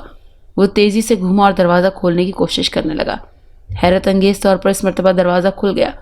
वो तेजी से कमरे से बाहर निकला और कमरे के दरवाजे को तेजी से बंद कर दिया और लंबे लंबे सांस लेने लगा। और उसी वक्त अकबी जानिब से किसी ने उसके कंधे पर हाथ रखा तो वो चीखते हुए घूमा तो उसके पीछे सुषमा खड़ी थी। अरे क्या हुआ सुनील? सुषमा ने हैरानगी से पूछा। वो इस कमरे में मैंने एक लाल साड़ी वाली औरत देखी। सुनील ने धड़कते दिल के साथ उस कमरे की तरफ इशारा किया। किस कमरे में? सुषमा ने हैरानगी से सुनील की तरफ देखा। इस कमरे में? सुषमा, इसी कमरे में। सुनील ने दोबारा उस कमरे की तरफ इशारा किया। आपकी तबीयत तो ठीक है सुनील? सुषमा ने सुनील के माथे पर हाथ रखते हुए उससे पूछा। क्यों, क्या हुआ? सुनील ने सुषमा का हाथ हटाया। ये तो ताले वाला कमरा है। सुषमा ने बज़ाहिर याद दहानी कराई, परंतु अब ताला नहीं है। उसी कारण तो मैं हैरान हूं कि इस कमरे का ताला कैसे खुल गया। फिर मुझे वही टक टक की आवाजें आने लगी थी जैसी कल इस लकड़ी के घोड़े के हिलने से आ रही थी। मैं हैरान हूं कि वो घोड़ा तो यहाँ हॉल में पड़ा हुआ था, वो इस कमरे में कैसे पहुंचा? मैंने हॉल में भी देखा परंतु वो घोड़ा हॉल में कहीं भी नहीं था। उस कमरे से बार बार टक टक की आवाजें आ रही थी। मैं कमरे में दाखिल हुआ तो कमरे में केवल अंधेरे के सिवा और कुछ भी नहीं था। मैंने स्विच बोर्ड के सारे बटन ऑन किए परंतु कमरे में लगा बल्ब न जला। वो शायद फ्यूज हो चुका था। कमरे का दरवाज़ा भी खुद ही बंद हो गया। मैंने अंदर से दरवाज़ा खोलने की कोशिश की परंतु वो नहीं खुला। मैंने बहुत जोर लगाया मगर वो नहीं खुला। मैंने तुम्हें भी पुकारा उसी समय कमरे में रोशनी हो गई और मैंने देखा कि कमरे में लाल साड़ी पहनी एक सुंदर औरत खड़ी है और मेरी तरफ बढ़ी तो उसके पैरों से साड़ी का कपड़ा हट गया। मैं डर गया क्योंकि उस औरत के दोनों पैर पीछे की तरफ मुड़े हुए थे। सुनील ने एक ही सांस में सारी दास्तान सुना दी। वो अपने जज्बात दानिस्ता सुषमा से छुपा गया। फिर मैंने कमरे का दरवाज़ा खोला तो इस मर्तबा वो खुल गया और मैं बाहर आ गया। सुषमा बेयकीनी के आलम में सुनील को देख रही थी। क्या हुआ सुषमा, तुम मुझे ऐसे क्यों देख रही हो? सुनील ने उलझन आमेज निगाहों से सुषमा की तरफ देखा और पूछा, मुझे लगता है आपको नींद में चलने की आदत है। सुषमा ने हंसते हुए कहा, तुम मेरा मजाक उड़ा रही हो? सुनील ने गुस्सीले लहजे में कहा, नहीं मेरी जान, आप बातें ही ऐसी कर रहे हैं कि हंसी आ जाए। सुषमा ने मुस्कुराते हुए कहा, क्या मतलब? सुनील ने संजीदा लहजे में पूछा, मतलब ये कि आप कह रहे हैं कि वो लकड़ी का घोड़ा इस कमरे में पड़ा है? तो घोड़ा जनाब वो सोफे के पास पड़ा है। सुषमा ने हॉल में पड़े हुए सोफे की तरफ इशारा करते हुए कहा। सुनील उस तरफ देखा तो हैरत का शदीद झटका उसे लगा, क्योंकि लकड़ी का वो घोड़ा वाकई सोफे के पास साकित पड़ा हुआ था। और आप ये भी कह रहे हैं कि आप इस कमरे में गए थे तो मेरी जान इस कमरे पर तो ताला पड़ा हुआ है। आपने खुद ही कहा था कि इसकी चाबी मनोज जी के पास है। सुषमा ने मजीद कहा तो सुनील ने तेजी से उस कमरे के दरवाजे की तरफ देखा। हैरत का एक और झटका उसका मुंतजिर था, क्योंकि कमरे के दरवाजे की कुंडी बंद ताला उसका मुंह चढ़ा रहा था। सुरेश सुनील की हालत जार पर हंस रहा था और सुनील बेबसी के आलम में से गुस्से से घूर रहा था। अब मेरा मजाक उड़ाना बंद हो गया हो तो काम की बात कर लें, सुनील गुस्सीले लहजे में बोला। नहीं नहीं यार, मैं तो इसलिए हंस रहा था कि हर एक्शन का रिएक्शन होता है। ये बात आज सच हो गई। भाभी तुमसे कहती थी परंतु तुम नहीं मानते थे, और अब तुम कह रहे हो कि भाभी तुम्हारी बातों पर विश्वास नहीं कर रही। सुरेश ने हंसते हुए कहा, हाँ यार, मुझे उस समय सुषमा की बातों पर विश्वास कर लेना चाहिए था, और आज वो भी मेरी बातों पर विश्वास कर लेती। सुनील अफसुर्दा लहजे में गोया हुआ। चलो, तुम्हें अपनी गलती का एहसास तो हो गया ना? सुरेश ने कहा, वो तो कल ही तुम्हारी बातों पर हो गया था। सुनील ने इस बात में सर हिलाते हुए कहा, सुषमा भाभी के साथ जो पुरस्कार वाक़यात हो रहे हैं और फिर वही हैरान कुन वाक़यात रात के समय तुम्हारे साथ बीते, तो तुम्हें भी सुषमा भाभी की बातों पर विश्वास हुआ ना? सुरेश ने नुक्ता उठाया। हाँ, ये बात भी तुम्हारी बिल्कुल सही है। सुनील ने एतराफ़ करते हुए इस बात में सर हिलाया। इंसान तब तक किसी का दुख नहीं समझता जब तक वो खुद वैसी ही सिचुएशन से दो चार ना हो। गुड, ये हुई ना बात। अब उस घर में जैसा भी चल रहा है वो काफ़ी हद तक कमज़ोर हो चुका है। उस शैतानी शक्तियों की शक्ति काफ़ी कमज़ोर हो चुकी है। सुरेश ने मुस्कुराते हुए कहा, क्या मतलब? सुनील ने सवालिया निगाहों से सुरेश को देखा। मतलब ये कि ये जो आत्माएं, भूत प्रेत और शैतानी शक्तियां होती हैं ना, ये इंसानों की जहनी तौर पर कमज़ोर करती हैं और फिर हमला करती हैं। वो पति पत्नी में फूट डालती हैं ताकि दोनों एक दूसरे पर विश्वास न करें और वो आसानी से दोनों पर हमला कर सकें। आप अपनी ही मिसाल ले लो। जब ये चीज़ें तुम्हारी पत्नी को नज़र आ रही थी तो तुम्हें इसकी बातों पर विश्वास नहीं था। कल तुमने हमदर्दी का हाथ बढ़ाया तो वही चीज़ें तुम्हें नज़र आने लगी, और अब भाभी तुम पर विश्वास नहीं कर रही। अब अगर तुम दोनों एक दूसरे की बातों पर विश्वास करोगे तो वो शैतानी शक्तियां तुम्हें कम से कम नुकसान नहीं पहुंचा सकेंगी। अब तुम दोनों का विश्वास ही तुम दोनों की शक्ति है और शैतानी शक्तियों की कमजोरी। सुरेश ने सुनील को समझाते हुए कहा। मैं तुम्हारी इस बात से इत्तेफाक करता हूं, सुनील ने इस बात में सर हिलाते हुए कहा, परंतु ये सब बातें तुम कैसे जानते हो? मेरा एक दोस्त है, वो यही काम करता है, सुरेश ने मुस्कुराते हुए कहा। तो सुनील ने हैरानगी से पूछा, कैसे काम? यही शैतानी चक्रों वाले काम जिसमें तुम और तुम्हारी पत्नी फंसे हुए हैं। यानी जो लोग भूत प्रेत आत्माओं के चुंगल में फंसे होते हैं ना, वो उन्हें मुक्त करता है, सुरेश ने वजाहत करते हुए कहा। तो सुनील ने तेजी से पूछ लिया, तो तुम इससे अब तक हमारे बारे में क्यों नहीं बताया? श्रीमान जी, कल आपके घर का एड्रेस मैंने इसी कारण तो लिया था, परंतु ऐसे काम के सिलसिले में तुरंत शहर से बाहर जाना पड़ा। और सुरेश ने वजह बताई कि अब वो वापस आएगा तो ही कुछ होगा। कब तक आएगा वो? सुनील ने फिक्रमंदाना लहजे में पूछा। चिंता मत करो, मेरी उससे फ़ोन पर बात हुई थी और तुम्हारी समस्या उसे बताई थी। उसने कहा था कि बस वो एक दूसरे की बात पर विश्वास करें। ये जो शैतानी चीज़ें होती हैं ना, वो पति पत्नी में फूट डालती हैं। और उसने ये भी कहा था कि वो जैसे ही वापस आएगा तुरंत तुम्हारे घर ही आएगा, सुरेश ने बताते हुए कहा। परंतु अगर उन्होंने हमें नुकसान पहुंचाया तो? सुनील ने खौफजदा लहजे में सुरेश की तरफ देखा। तुम चिंता मत करो, वो जैसे ही वापस लौटेगा तो मैं उसे तुम्हारी तरफ ले आऊंगा, सुरेश ने उसे हौसला देते हुए कहा। मुझे अभी भी विश्वास नहीं हो रहा कि दुनिया में ऐसी चीजें अब भी हैं, सुनील ने सुरेश की तरफ देखते हुए कहा। दौर कैसा भी हो जाए सुनील, अच्छाई बुराई आत्माएं भूत प्रेत हर दौर का हिस्सा रही हैं। हम उन पर विश्वास नहीं करते, इसी कारण वो शक्तिशाली हो जाती हैं, सुरेश ने बताया। परंतु ये क्यों होता है, सुनील बेजार लहजे में बोला। इनका कोई काम अधूरा रह जाता है। कुछ आत्माएं खून की प्यासी होती हैं, कुछ आत्माएं इंतकाम लेने के लिए दुनिया में रह जाती हैं, कुछ बुरे लोग इनके जरिए से अपने काम बनवाते हैं, इनको शक्तिशाली बनने में इन्हें दुनिया में मदद में देते हैं और बुलाते हैं। इसी कारण इन चीज़ों की दुनिया में रहने की वजह बनती है, सुरेश ने सुनील को बताया। अच्छा, सुनील ने हैरानगी से लफ्ज़ अच्छा को लंबा किया। तो फिर हमारे घर में ये सब किस कारण हो रहा है? ये तो भगवान ही जानता है। अब मेरा वो दोस्त ही इस समस्या का कोई उपाय निकालेगा, सुरेश ने कहा। मैंने आज ही मालिक के मकान से भी इन बातों का जिक्र किया है। उसने मुझे बताया है कि उसने भी ये मकान किसी से ख़रीदा था। यहाँ ये ज़रूर है कि इस मकान में कोई भी किराएदार ज़्यादा दिन नहीं टिकता। वो कोई न कोई कारण बताकर ये मकान छोड़ देते हैं। मैं सोच रहा हूँ कि हम भी ये घर छोड़ दें, मगर अफसोस बड़ी मुश्किल से इतना अच्छा घर मिला है, सुनील ने अफसुर्दा लहजे में कहा। पता नहीं सुनील, ये समस्या का उपाय नहीं है, सुरेश ने सुनील की बात सुनने के बाद नफ़ी में सर हिलाया। हो सकता है तुम और तुम्हारी फैमिली किसी दूसरे घर में शिफ्ट हो, मगर वहाँ भी ऐसी पुरस्कार घटनाएं घटें तो? क्या मतलब? सुनील ने माथे पर बल डाले। मतलब ये कि इस घर में रहने वाली शैतानी शक्तियां अगर उस घर तक तुम्हारा पीछा करें तो?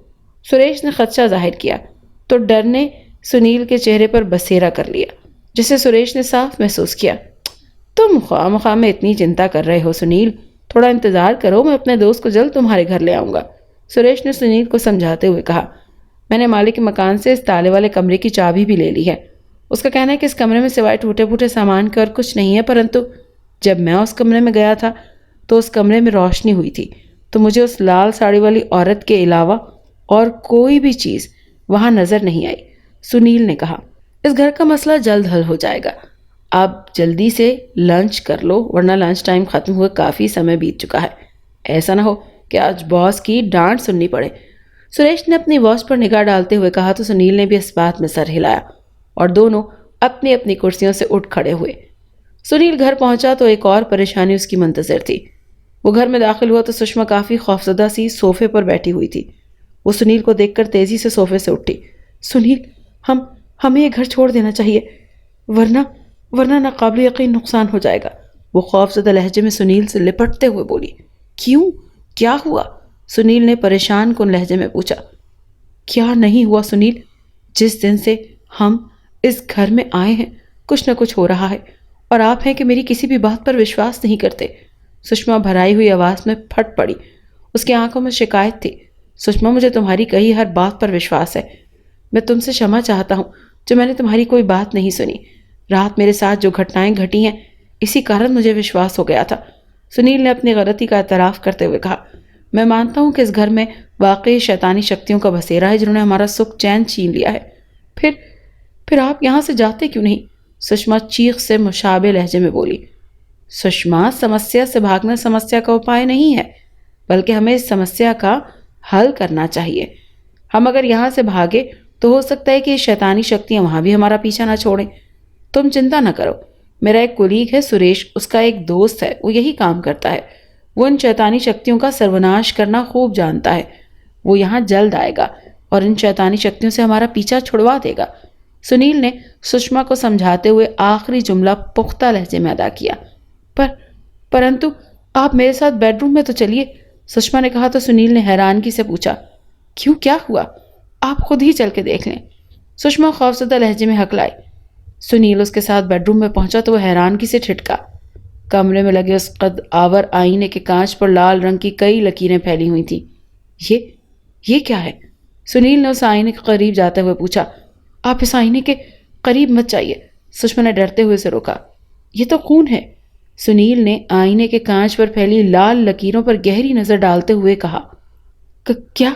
सुषमा का अंदाजा चिल्लाने वाला था। हाँ, खून ही लग रहा है। सुनील ने अपने खुश्क हलक को थूक से तर करते हुए कहा।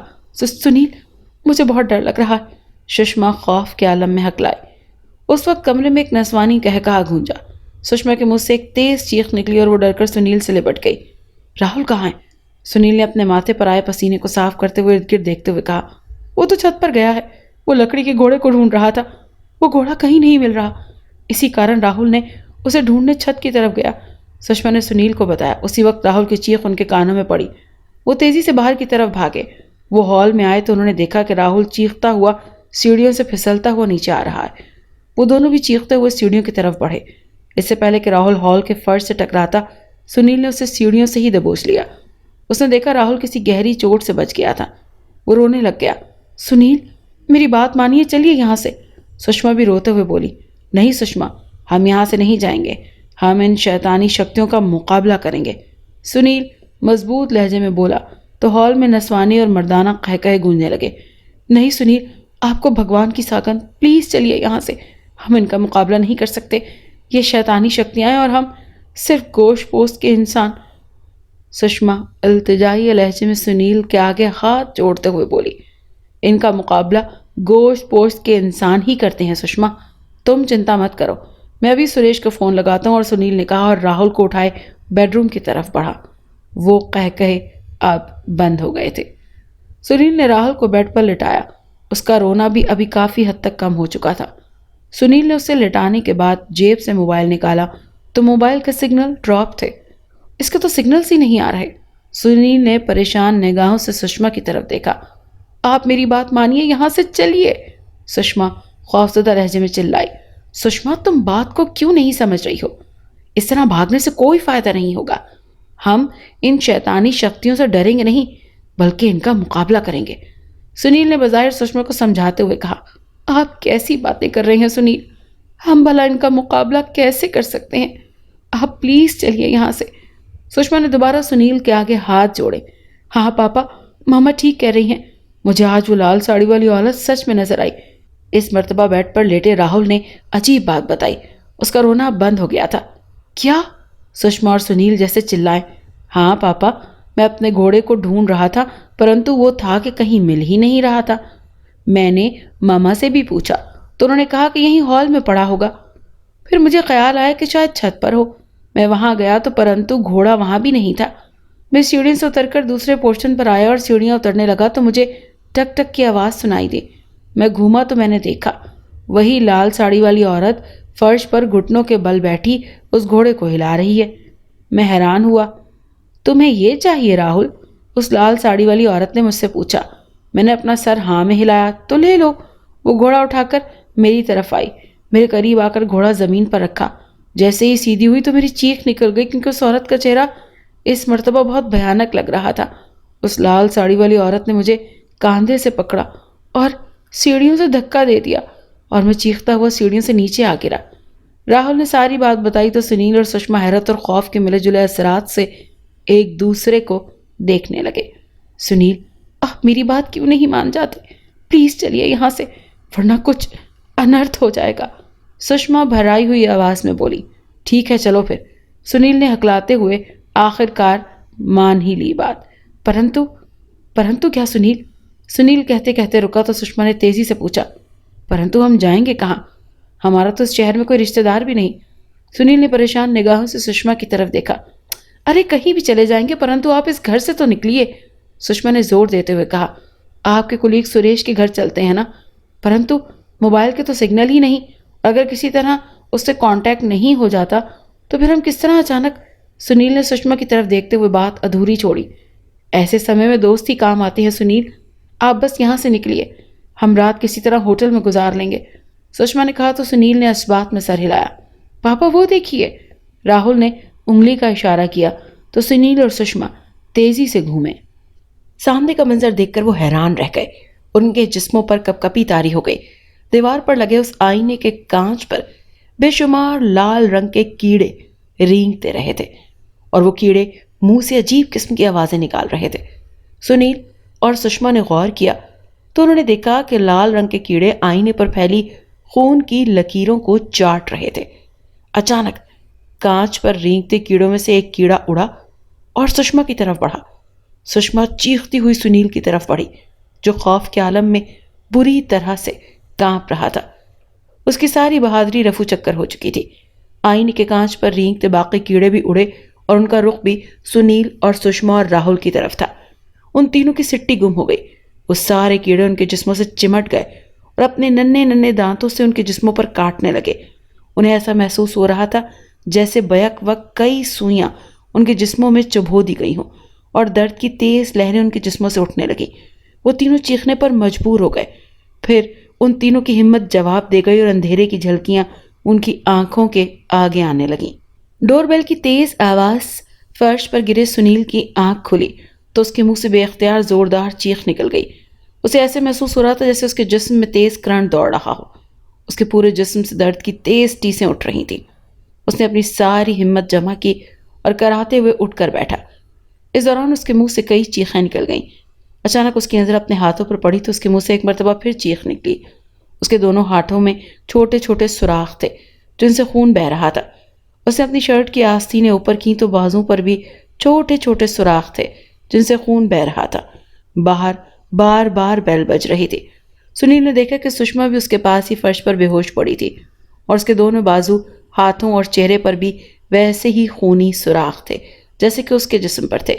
बेड पर बेहोश राहुल का भी यही हाल था। अपनी बीवी और बच्चे का ऐसा हाल देखकर सुनील तड़प उठा। उन तीनों की ऐसी हालत के जिम्मेदार वो लाल कीड़े कहीं भी नजर नहीं आ रहे थे। सुनील ने आईने की तरफ देखा तो हैरत से उधर देखता ही रह गया। आईने का कांच बिल्कुल साफ था और उस पर फैले खून की लकीरें अब कहीं भी नजर नहीं आ रही थी और डोर बेल मुसलसल बज रही थी। सुनील उठकर खड़ा हुआ तो तकलीफ के बायस एक मरतबा फिर उसके मुंह से चीखों का तूफान उबल पड़ा। वो उठकर खड़ा हुआ, लड़खड़ाते कदमों से बाहर निकला और बैरूनी दरवाजे के करीब पहुंचा। कौन? उसने एहतियात से पूछा। सुनील, मैं हूं, सुरेश, तुम्हारा दोस्त। बाहर से उसके कुलीग सुरेश की आवाज़ सुनाई दी तो उसने तेजी से आगे बढ़कर दरवाज़ा खोल दिया। सामने सुरेश और उसके साथ एक खूबसूरत लड़का खड़ा था जिसे देखकर वो चौंका। अरे सुनील, ये तुम्हें क्या हुआ? सुरेश ने हैरानगी से सुनील की तरफ देखते हुए कहा और परेशान लहजे में पूछा। सुनील के चेहरे पर भी नन्हे नन्हे सुराख थे जिनसे खून बह रहा था। सुरेश के साथ आया वो खूबसूरत लड़का भी हैरानगी से सुनील की तरफ देखने लगा। घर में मौजूद शैतानी शक्तियों ने उन पर हमला कर दिया। उस लड़के ने कहा। सुनील की आंखों में उस लड़के के लिए अजीब सी शनासाई नाच रही थी। पर आप कौन हैं? मुझे लगता है मैंने पहले आपको कहीं देखा है। तकलीफ के बाद सुनील ने हकलाते उस लड़के की तरफ देखा। जी हाँ, हम पहले मिल चुके हैं और मैंने ही आपकी तस्वीरें खींची थी। और यही नहीं, मैंने आपका पीछा भी किया था और दूसरे दिन आपके घर की छत पर खड़ी आपकी पत्नी की तस्वीरें भी मैंने ही खींची थी। उस लड़के ने इंकिशाफ किया। यही वो लड़का है जो कुछ दिन पहले उसे मनोज के दफ्तर के बाहर मिला था। उसने ब्लैक कलर के रिबन ग्लासेस और आंखों पर लगा रखे थे और सड़क पर दूसरे किनारे पर खड़ा होकर उसकी तस्वीरें खींच रहा था। इससे पहले कि सुनील उससे कुछ पूछता, वो तेजी से अपनी नीली रंग की कार में बैठकर वहां से रफू चक्कर हो गया। फिर दूसरे दिन सुषमा की तस्वीरें भी उसी लड़के ने खींची थी जब वो छत पर खड़ी थी। पर क्यों? सुनील ने उलझन ज़दा नज़रों से उस लड़के की तरफ देखा। वो लड़का मुस्कुराया और उसने अपने हाथ में पकड़ा सफ़ेद कागज़ का लिफाफा सुनील की तरफ बढ़ा दिया। मैंने आपके बच्चे की तस्वीरें भी खींची थी जब वो स्कूल गया था, उसने मजीद बताया। सुनील ने उस लिफाफे को खोला तो उसमें तीनों तस्वीरें थीं। सुनील ने वो तस्वीरें निकालनी तो सुनील ने देखा कि उसमें एक तस्वीर वही थी जो उस लड़के ने सुनील की खींची थी। तस्वीर में सुनील मोबाइल कान से लगाकर अपनी कार के पास खड़ा था। गौरतलब बात यह थी कि सुनील के सर पर एक काले रंग का साया था जो बहुत खौफनाक शक्ल का नजर आ रहा था। दूसरी तस्वीर सुषमा की थी जो घर की छत पर खड़ी थी और वैसा ही खौफनाक साया उसके सर पर भी था। तीसरी तस्वीर राहुल की थी और उसके सर पर भी वही खौफनाक साया था। तस्वीर देखने के बाद सुनील ने उलझन आमेज निगाहों से उस लड़के की तरफ देखा। उस दिन आपके सर पर मैंने उस खौफनाक साए को मंडलाते हुए देखा था। इसी कारण मैंने अपने कैमरे से आपकी तस्वीर खींची थी। मेरा कैमरा आम कैमरों से ज़रा हटकर है, जो मैंने खुद बनाया है, और वो ऐसे ही अनहोनी चीज़ों को कैप्चर करता है जो आम आंख नहीं देख सकती। सुनील साहब, मेरा नाम प्रकाश है और मेरा काम भटकी हुई शैतानी आत्माओं को वापस उनकी जगह नर्क में पहुंचाना है और उन लोगों को बचाना है जो उनके चुंगल में फंस जाते हैं। मैंने जब इन तस्वीरों को देखा तो मेरा विश्वास पक्का हो गया कि आपके परिवार पर शैतानी आत्माओं का बसेरा है।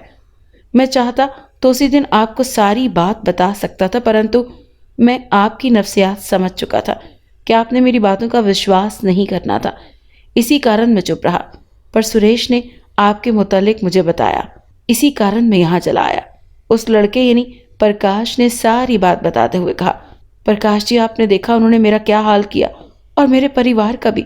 सुनील ने हकलाते हुए अपनी कैफियत बयान की। जी हाँ सुनील जी, मुझे अफसोस है, परंतु ज़रूरी काम के कारण मुझे दूसरे शहर जाना पड़ा और वापस आते ही तुरंत मैं सुरेश के साथ यहाँ चला आया। प्रकाश मुआज़रत खा लहजे में बोला। मैंने एक चीज़ पर गौर किया है। वो क्या प्रकाश जी? प्रकाश रुका तो सुनील ने इस्तराबी लहजे में पूछा। सुरेश ने भी प्रकाश की तरफ देखा क्योंकि उसने भी प्रकाश के चेहरे पर नुमायां परेशानी महसूस की थी। आप और आपके परिवार की जान संकट में है। प्रकाश ने अजीब बात कही। मैं यहाँ आ रहा हूँ, उसकी जानकारी आपके घर में मौजूद शैतानी आत्माओं को थी। इसी कारण उन्होंने आप और आपके परिवार पर हमला किया है। और ये आप क्या कह रहे हैं? परेशानी और तकलीफ के बायस सुनील हकलाया।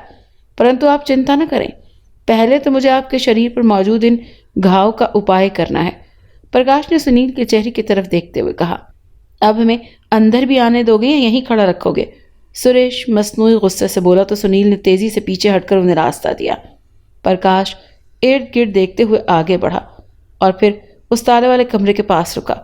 उस कमरे पर ताला क्यों है? सुनील ने झुककर ताले को पकड़ते हुए सुनील की तरफ देखा। मालिक मकान का कहना है कि इस कमरे में टूटा फूटा सामान और फर्नीचर है। परंतु सुनील कहते कहते रुका। परंतु क्या? प्रकाश ने तेज लहजे में पूछा तो सुनील ने उस कमरे में होने वाले वाकयात प्रकाश को सुना दिए। इस कमरे की चाबी आपके पास है? प्रकाश ने सारी बात सुनने के बाद पूछा। जी हाँ, मैं आज ही मनोज साहब से इस कमरे की चाबी ले आया था ताकि मैं इस कमरे को खुद देख सकूं। इस कमरे में असल में है क्या? सुनील ने बताया। ठीक है, फिर खोलिए इसे, प्रकाश ने कहा तो सुनील ने इस बात में सर हिलाया और लरसते हाथों से पैंट की जेब से उस कमरे के ताले की चाबी निकाली और प्रकाश की तरफ बढ़ानी चाहिए, लेकिन जिस्म से बहने वाले खून ने उसे मोहलत न दी। वो चकरा कर फर्श पर जा गिरा। प्रकाश और सुरेश बौखलाए हुए थे, उसकी तरफ बढ़े। सुरेश, अब तुम ही इस काम में कोई सहायता करो ताकि मैं इन तीनों को इस पुरस्कार बीमारी से बचा सकूं। अगर हमने तुरंत कुछ न किया तो सुनील और उसके परिवार की जान भी जा सकती है। प्रकाश ने सुरेश की तरफ देखते हुए कहा। परंतु प्रकाश, तुम्हें तो चाहिए था कि पहले इन्हें ठीक करते फिर बाकी काम करते। सुरेश ने बज़ाहिर प्रकाश को समझाते हुए कहा तो प्रकाश मुस्कुरा दिया। ये काम भी ज़रूरी था सुरेश। खैर, अब पहले मैं इन तीनों को ठीक करने की कोशिश करूंगा, बाकी बाद में, क्योंकि समय बहुत कम है। अब तुम सुनील को उठाने में मेरी सहायता करो। सुरेश ने इस बात में सर हिलाया। दोनों ने सुनील को उठाया और उस आईने वाले कमरे में ले गए। उन्होंने देखा कि सुषमा और राहुल के जिस्मों से भी काफ़ी खून बह रहा था। उन्होंने सुनील को बेड पर लिटाया और फिर फर्श पर पड़ी सुषमा को उठाकर बेड पर लिटा दिया। अब मैं तीनों को ठीक करने की कोशिश करूंगा। कमरे में कुछ भी हो तुमने घबराना नहीं है, बल्कि डट कर मुकाबला करना है, प्रकाश ने कहा तो सुरेश ने इस बात में सर हिला दिया। और याद रखना सुरेश, इस दौरान मैं तुम्हारी कोई भी सहायता नहीं कर सकूंगा। प्रकाश ने उसे मजीद आगाह किया तो सुरेश ने थूक निगलते हुए फिर इस बात में सर हिलाया। प्रकाश ने जेब से एक छोटी सी शीशी निकाली जिसमें सफ़ेद कलर का महलूल था। प्रकाश ने उस शीशी का ढकना खोला और आंखें बंद करके मुंह में कुछ पढ़ने लगा। फिर उसने झटके से अपनी दोनों आंखें खोली तो उसकी आंखें खून की तरह सुर्ख थीं। उसके होंठ मुसलसल हिल रहे थे। प्रकाश ने शीशे में मौजूद सफ़ेद कलर का महलूल हाथ में हथेली पर डाला और बेड पर बेहोश पड़े सुनील, सुषमा और राहुल के चेहरों पर महलूल मलने लगा। सुरेश हैरान खड़ा ये मंजर देख रहा था। अचानक कमरे में लगा बल्ब वक्फे से जलने बुझने लगा। सुरेश ने हैरानगी से जलते बुझते बल्ब की तरफ देखा। मियाँ, सुरेश के कानों में आवाज़ पड़ी तो उसने तेजी से कमरे के दरवाजे की तरफ देखा। उसके पूरे जिस्म में खौफ की लहर दौड़ गई। कमरे के दरवाजे के पास एक काले रंग का बिल्ला खड़ा था। वो बिल्ला आम बिल्लों से जिसामत में काफ़ी बड़ा था। कमरे में जलते बुझते बल्ब की रोशनी जब बंद होती तो कमरे की तारीकी में सिर्फ उस बिल्ले का सुर्ख आंखें नजर आती और सुरेश लरस कर रह जाता। वो बिल्ला सुरेश की तरफ बढ़ा तो सुरेश की सिट्टी गुम हो गई क्योंकि उस बिल्ले के इरादे नेक नहीं लग रहे थे। सुरेश ने प्रकाश की तरफ देखा तो वो उससे बेगाना अपने अमल में मसरूफ था। उसके कानों में प्रकाश के कहे हुए अल्फाज गूंजने लगे। अब मैं इन तीनों को ठीक करने की कोशिश करूंगा। कमरे में कुछ भी हो तुमने घबराना नहीं है, बल्कि डट कर मुकाबला करना है। और याद रखना सुरेश, इस दौरान मैं तुम्हारी कोई सहायता नहीं कर सकूंगा। और सुरेश ने बेवकूफ़ों की तरह इस बात में सर हिला दिया था। तब उसे ऐसी सिचुएशन की तवक्को बिल्कुल भी नहीं थी। खैर, अब जो होना था वो उससे तो भुगतना ही था। वो काले रंग का बिल्ला सुरेश के काफ़ी करीब पहुंच चुका था। वो अपनी सुर्ख आंखों से सुरेश को घूरे जा रहा था। फिर वो बिल्ला अपनी पिछली टांगों पर झुका तो सुरेश के रोंगटे खड़े हो गए। वो बिल्ला अब सुरेश पर हमला करने ही वाला था। सुरेश का दिल तेजी से धक धक कर रहा था और उसे ऐसा लग रहा था जैसे उसका धड़कता दिल पसलियां तोड़कर बाहर आ जाएगा। उस बिल्ले ने जस्त लगाई और सुरेश चीखता हुआ एकदम घुटनों के बल बैठ गया। अगर वो बर वक्त ऐसा ना करता तो उस बिल्ले के पंजों ने उसके चेहरे का नक्शा बिगाड़ देना था। वो बिल्ला सुरेश के सर से होता हुआ कमरे की दीवार से जा टकराया और फिर जमीन पर जा गिरा। सुरेश तेजी से घूमा। वो बिल्ला उठ खड़ा हुआ और खूनखार आंखों से सुरेश को घूरने लगा। अब उस बिल्ले की आंखों में पहले की निस्बत ज्यादा गुस्सा था। सुरेश के पूरे जिस्म पर कपकपी तारी हो गई थी। वो उस वक्त को कोस रहा था जब उसने प्रकाश के साथ आने का फैसला किया था। गुस्से के आलम में वो बिल्ला कुर्राता हुआ दोबारा सुरेश की तरफ बढ़ा। सुरेश ने अपने पूरी हिम्मत को जमा किया और एक जोरदार किक उस बिल्ले के मुंह पर दे मारी। वो बिलबिलाता हुआ दोबारा दीवार से जा टकराया। प्रकाश उनकी तरफ तवज्जो किए बगैर अपने काम में मसरूफ था। वो मुंह में कुछ पड़ता हुआ बार बार हाथ की हथेली पर शीशी में मौजूद सफ़ेद महलूल डालता और बेड पर पड़े सुनील, सुषमा और राहुल के चेहरों पर मसल देता। गुस्से के आलम में अब उस बिल्ले के मुंह से गुर्राहटें निकल रही थी। उससे शायद अपने 2 दफ़ा के हमले की नाकामी का शदीद गुस्सा था। इतना तो सुरेश को भी पता था कि बिल्ले का इस दफ़ा का हमला काफ़ी ख़तरनाक साबित हो सकता है। बिल्ले की सुर्ख आंखों में कहीं कहीं सफ़ेद लकीरें नजर आ रही थीं। बिल्ले ने दोबारा जुस्त लगाई। बिल्ले का निशाना इस दफ़ा भी सुरेश का चेहरा ही था। सुरेश ने खौफ के आलम में अपने दोनों हाथ चेहरे के आगे कर लिए और आंखें बंद कर लीं। उसी वक्त किसी ने सुरेश के कंधे पर हाथ रखा। उसने आंखें खोली और हाथ हटाए तो कमरे में उसे वो खौफनाक काला बिल्ला कहीं भी नजर नहीं आया। उसके कंधे पर प्रकाश ने हाथ रखा था। शाबाश सुरेश, तुमने बड़ी बहादुरी से उस शैतानी शक्ति का मुकाबला किया। प्रकाश ने मुस्कुराते हुए उसे दाद दी। शैतानी शक्ति? हैरानगी के बाद सुरेश के मुंह से निकला। वो खूनी बिल्ला कहाँ गया? वो मेरे जाप में रुकावट डालने की शैतानी चाल थी जो तुम्हारे कारण सफल न हो सकी। प्रकाश ने मुस्कुराते हुए कहा। क्या मतलब? सुनील ने उलझन आमेज लहजे में पूछा। मतलब ये कि घर में मौजूद शैतानी शक्तियां नहीं चाहती थीं कि मैं सुनील और उसके परिवार की जान बचाऊं। उन्हें जानकारी थी कि मैं यहाँ आने वाला हूँ, इसीलिए उन्होंने सुनील और उसके परिवार पर खूनी हमला कर दिया। अगर हम आज यहाँ ना आते तो ये बात निश्चित थी कि सुनील और उसके परिवार को जानी नुकसान पहुंच सकता था। मैंने जाप किया, इसीलिए उन शैतानी शक्तियों ने रुकावट डालने के लिए उस खूनी बिल्ले को तुम्हारी तरफ भेजा ताकि मेरा ध्यान भटक सके, परंतु तुमने बहुत हिम्मत दिखाई। प्रकाश ने सुरेश को वजाहत से समझाते हुए कहा।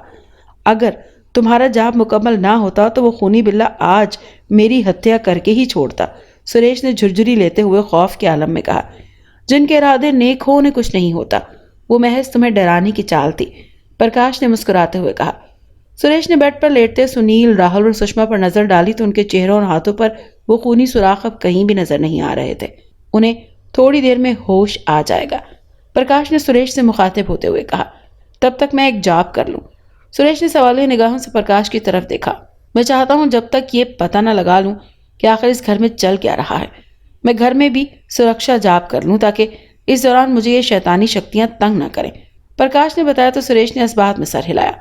अब प्रकाश ने दोबारा मुंह ही मुंह में कुछ पढ़ना शुरू कर दिया और अपने होंठ हिलाते हुए पूरे घर में घूमने लगा। वो जब दोबारा उस कमरे में आया तो सुनील, सुषमा और राहुल को होश आ चुका था। सुषमा प्रकाश को देखकर चौंकी। आपको मैंने पहले भी कहीं देखा है, सुषमा ने जहन पर जोर देते हुए कहा। तो प्रकाश ने उसे सारी बात बता दी। सुषमा की सारी उलझन दूर हो गई। भगवान का लाख लाख शुक्र है जो मैं समय पर पहुंच गया, वरना कुछ भी हो सकता था, प्रकाश ने कहा। प्रकाश जी, भगवान के लिए हमें इस शैतानी चक्कर से मुक्ति दिला दिए। जिस दिन से हम इस घर में आए हैं, आए दिन हमारे साथ कुछ अजीब घटनाएं घट रही हैं और अब भी जब इन जख्मों के कारण मैं बेहोश हुई थी तो मैं एक अजीब सपना देख रही थी। सुषमा कहते कहते रुक गई। उसके चेहरे पर वहशत छाई हुई थी। शायद अभी भी वो उस ख्वाब के हिसार में थी। कैसा सपना? प्रकाश ने पूछा। मैं घर के पिछवाड़े बनी उस सुनसान जगह पर खड़ी हूँ। रोने और चीखने की आवाज़ें मेरे कानों में आ रही हैं। फिर मैं उस जगह ज़मीन खोदना शुरू करती हूँ। कहते कहते एक मर्तबा फिर रुक गई। फिर क्या?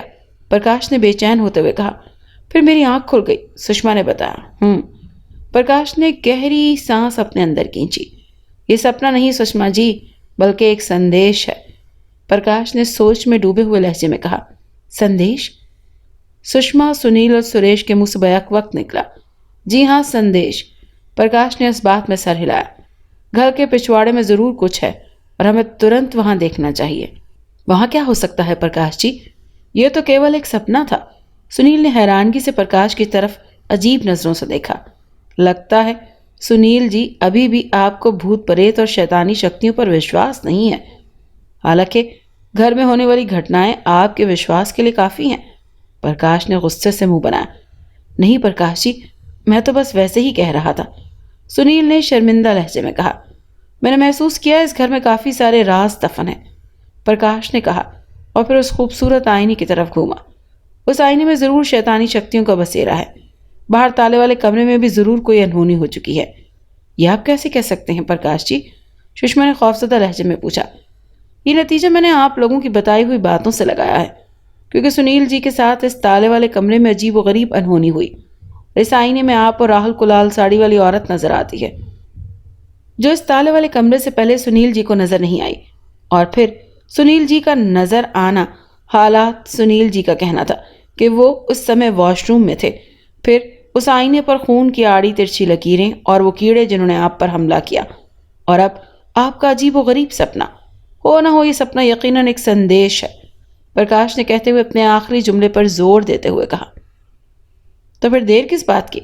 हम घर के पिछले हिस्से में बनी सुनसान जगह पर चलते हैं, सुरेश ने बज़ाहिर मशवरा देते हुए कहा।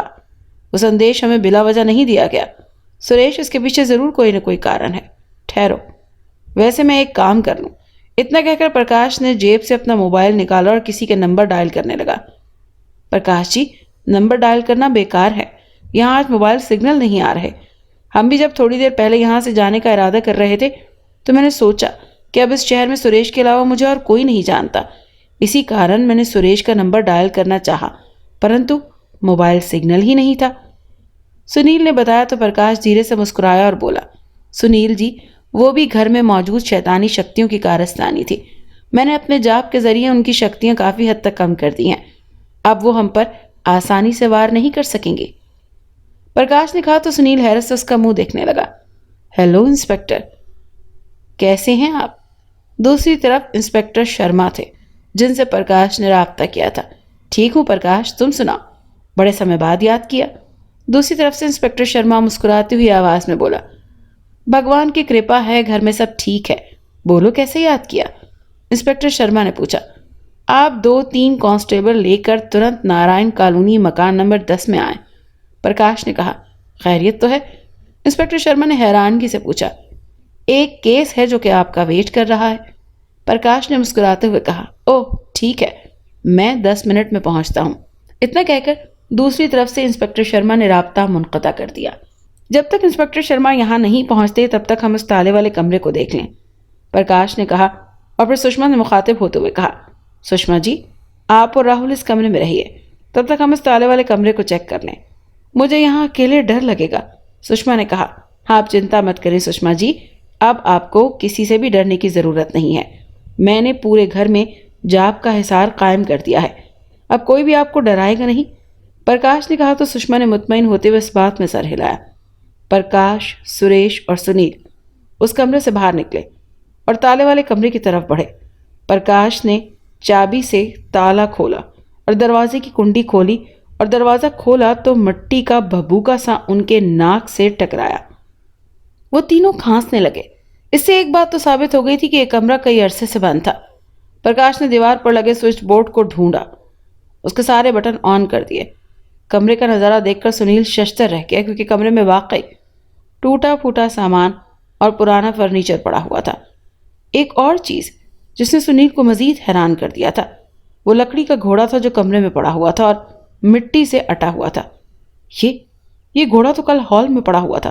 सुनील ने प्रकाश की तरफ देखा और कमरा बिल्कुल ठीक हालत में था। ये टूटा फूटा फर्नीचर भी नहीं था। कमरे का बल्ब भी जब मैंने ऑन किया तो नहीं चला। इसके बाद ये रोशन कैसे हो गया? जब मुझे वो लाल साड़ी वाली सुंदर औरत इस कमरे में नजर आई थी। सुनील जी, आप परेशान मत हो। भूत प्रेत और आत्माओं वाले घरों में ऐसा सब कुछ चलता रहता है। वो इंसान को खौफजदा और परेशान करते हैं ताकि वो खौफजदा हो जाए और इंसान का आसानी से शिकार किया जा सके, प्रकाश ने बताया। शिकार? हैरत के बाद सुनील के मुंह से निकला। जी हाँ, शिकार, प्रकाश ने इस बात में सर हिलाते हुए कहा। ओह, सुनील के मुंह से निकला। अब मैं ये पता लगाने की कोशिश करता हूं कि इस कमरे में हुआ क्या था, प्रकाश ने कहा तो सुरेश सहम कर बोला। इस मर्तबा तो वो बिल्ला हम पर हमला नहीं करेगा ना? प्रकाश सुरेश की पतली हालत पर बेख्तियार मुस्कुरा दिया।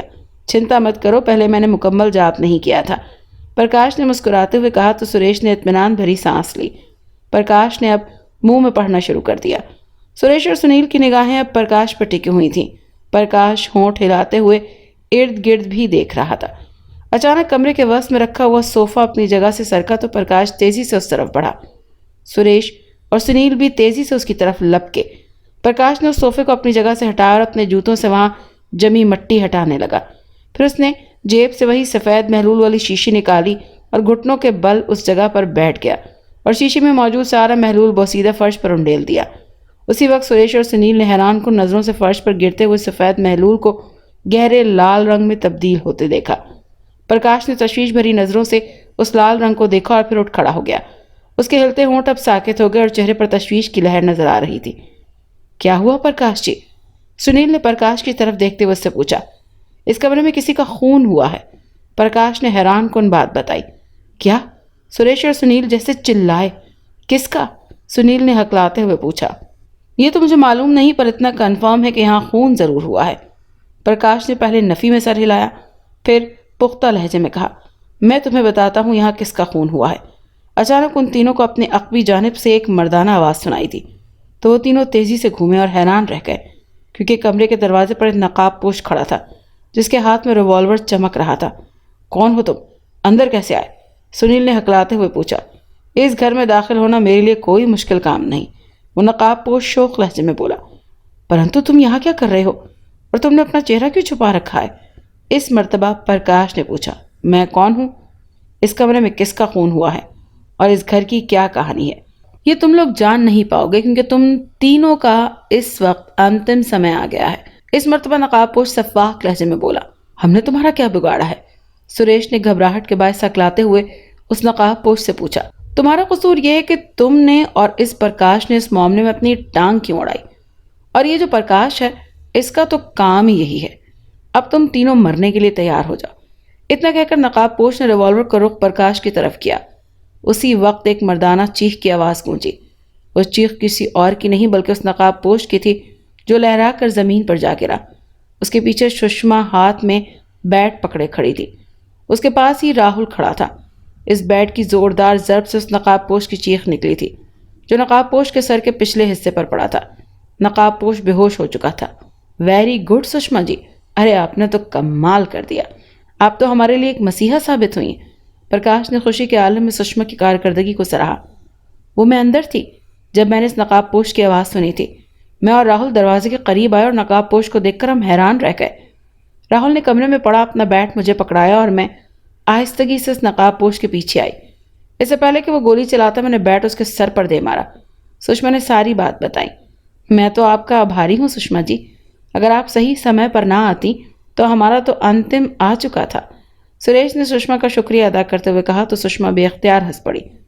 थोड़ी देर में इंस्पेक्टर शर्मा भी 2 अदद कांस्टेबल्स के साथ वहां पहुंच गए। उसे सारी सूरत हाल से आगाह किया गया तो वह हैरत से प्रकाश का मुंह तकने लगा। इस नकाबपोश को तुम जानते हो? इंस्पेक्टर शर्मा ने प्रकाश से पूछा। नकाबपोश अभी भी बेहोश पड़ा था। अभी तो हम में से किसी ने भी इसका चेहरा नहीं देखा, प्रकाश ने नफी में सर हिलाते हुए कहा। ठीक है, तो फिर सबसे पहले इसका चेहरा देख लेते हैं। जब इंस्पेक्टर शर्मा ने कहा और उसका नकाबपोश की तरफ बढ़ा और घुटनों के बल बैठकर इंस्पेक्टर शर्मा ने उस नकाबपोश का नकाब उतारा तो वहां मौजूद अफराद के दिलों की धड़कनें तेज हो गई। सबकी निगाहें उस नकाबपोश का चेहरा देखने की मुंतजिर थी। इंस्पेक्टर शर्मा ने उसे सीधा किया। अरे! हैरत के बायस बेख्तियार सुनील और सुषमा के मुंह से निकला। राहुल भी कम हैरान नहीं था। आप जानते हैं इसे? प्रकाश ने पूछा। जी हाँ, यही तो है इस घर का मालिक, मनोज। सुनील हैरत से बोला तो प्रकाश और सुरेश भी हैरान रह गए। यह आप लोगों को क्यों मारना चाहता है? इंस्पेक्टर शर्मा ने हैरानगी से पूछा। पता नहीं, सुनील ने कांधे उचका दिए। खैर, ये हम पता लगा लेंगे। अभी इसे अस्पताल ले चलते हैं क्योंकि सुषमा जी ने इसके सर पर बड़ा जोरदार हमला किया है। इंस्पेक्टर शर्मा ने उनकी तरफ देखते हुए कहा। सावंत, तुम इसे अस्पताल ले जाकर इंस्पेक्टर शर्मा के अपने पास खड़े दोनों कांस्टेबलों में से एक से मुखातिब होते हुए कहा। तो उस कांस्टेबल ने इस बात में सर हिलाया। सावंत के जाने के बाद यह काफिला घर के पिछले हिस्से में बनी उस सुनसान जगह पर पहुंचा। प्रकाश, मेरे ख्याल से मीडिया वालों को भी बुलवा लेना चाहिए। इंस्पेक्टर शर्मा ने बज़ाहिर प्रकाश से मशवरा किया तो उसने इस बात में सर हिला दिया।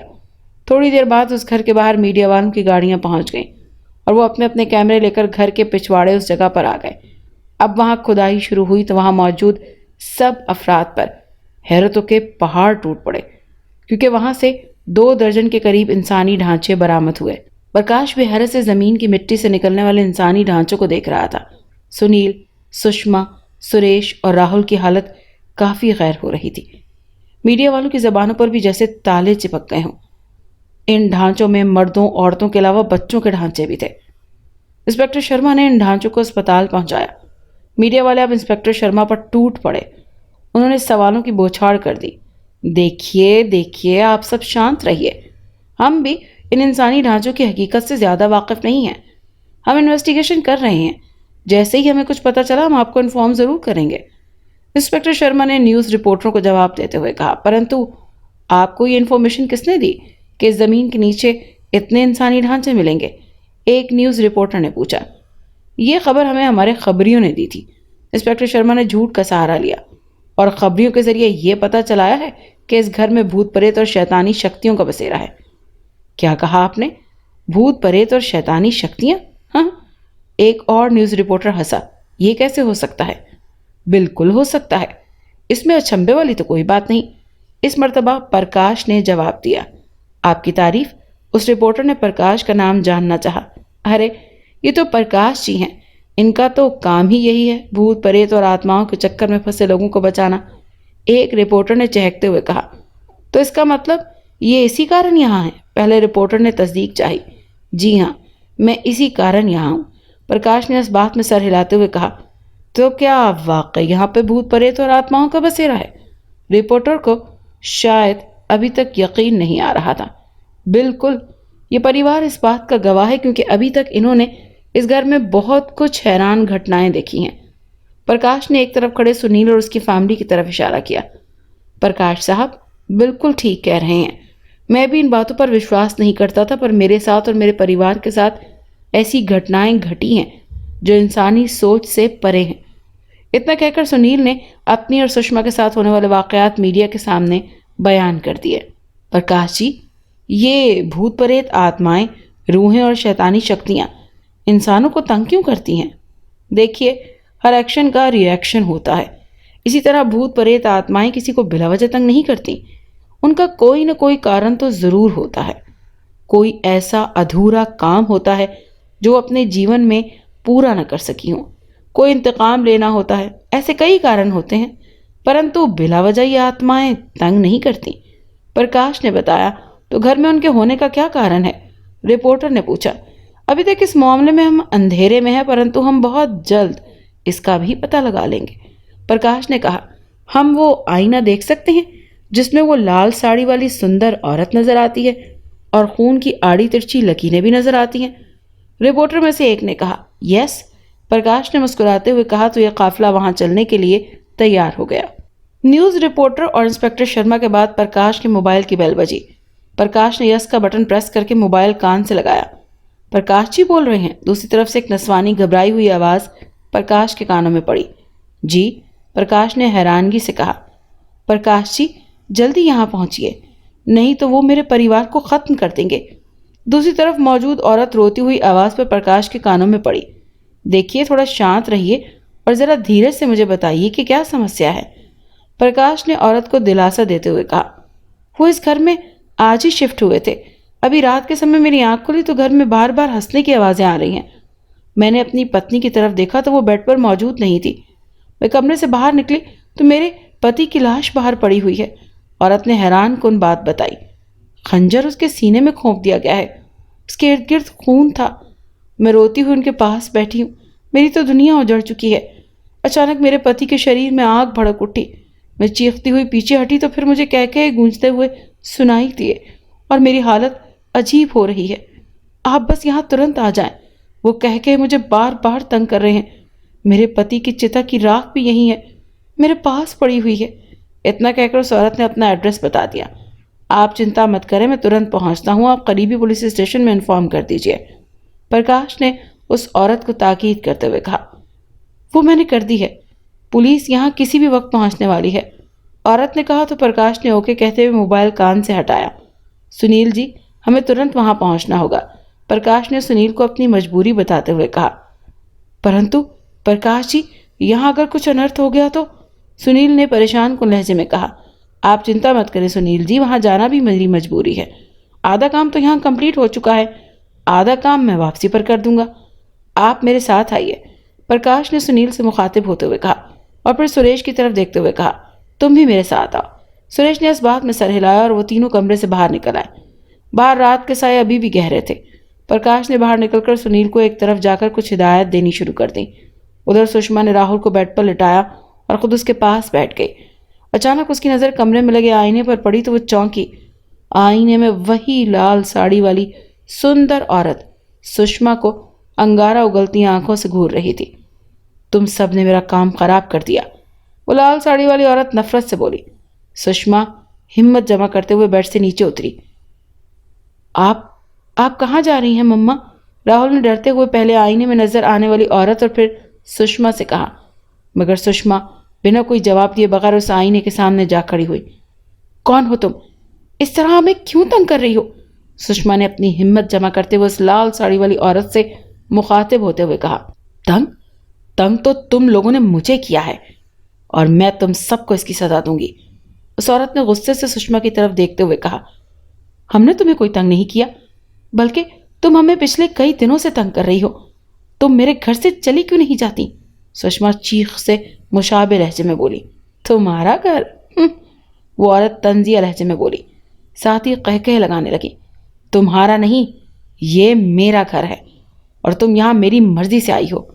तुम ही नहीं बल्कि तुम्हारा पति और ये बेटा भी। परंतु तुम लोगों ने उस प्रकाश को यहाँ बुलाकर बहुत बड़ी गलती की है। मैं तुम लोगों को इसकी सजा जरूर दूंगी।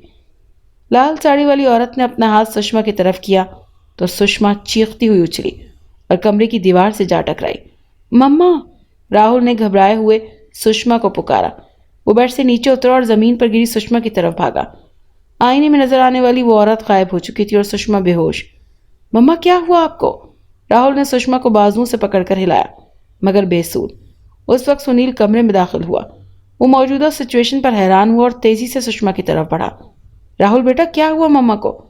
सुनील ने परेशान कुन लहजे में राहुल से पूछा तो राहुल ने उसे कमरे में होने वाली गुज़िश्ता लम्हे पहले होने वाली सूरत हाल से आगाह किया।